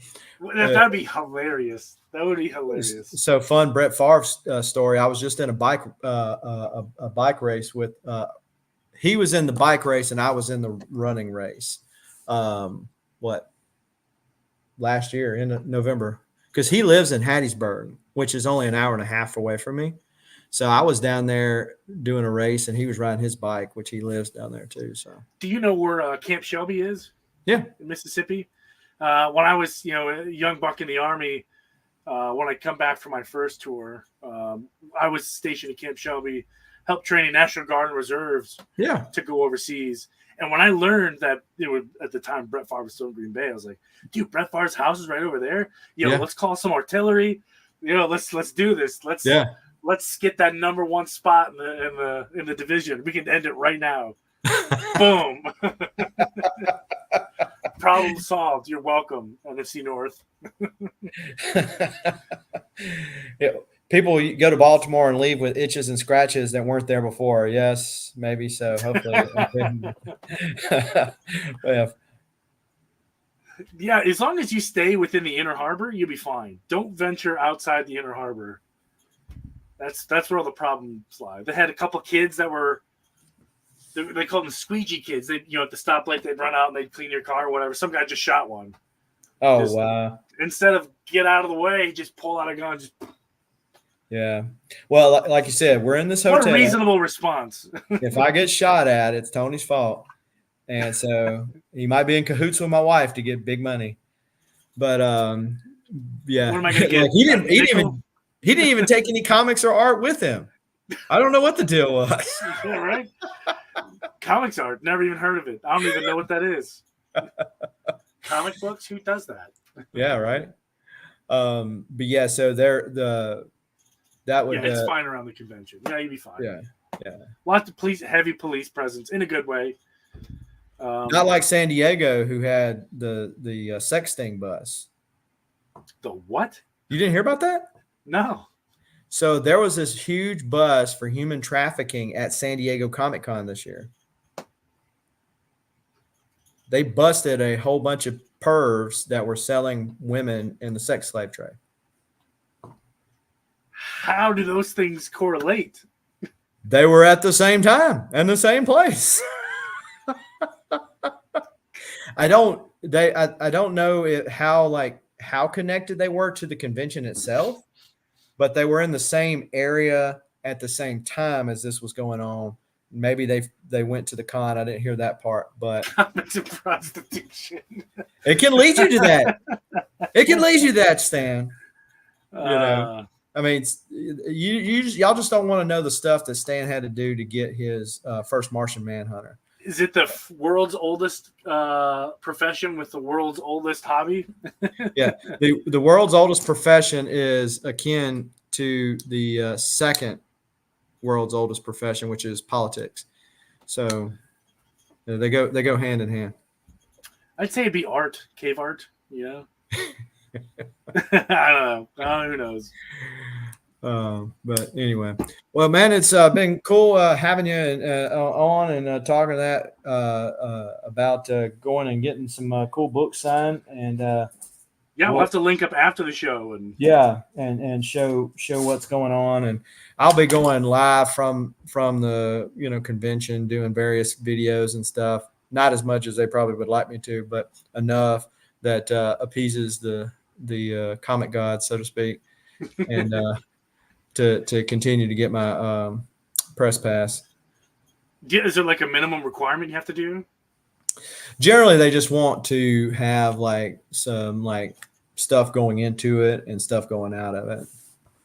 Oh, But okay. to qualify, generally every con's different, but generally they want you to have like a certain amount of subscribers is the first thing. I think a certain amount of watch hours or whatever like that. So um, they'll that's basically what they look for. Well, it'll never be me. That's for sure. And you I always need go more. and you always go early. Like you don't want to wait to the last minute. So like if you go early, you'll get in there before everybody else thinks about doing it, and they'll because they only have a certain amount of them they give away, right? And so Cool, man. Maybe if I see you in your lives, I'll have to bomb one. well, look, yeah, I mean, are you gonna be there Sunday? I was gonna say you could. Saturday. I'll be there Uh, Saturday. I was gonna say you could bum mine since I won't be there Sunday, but if well, see the other thing too, like Shelby's Comics, generally I get him a press pass with me when we go to Dallas every year, and so yeah, you know, if somebody's, I guess I should be better about asking, like if somebody wanted to do a joint thing and get a free press Hey, there pass, you go. Yeah. but yeah. Less work for you if you can partner up.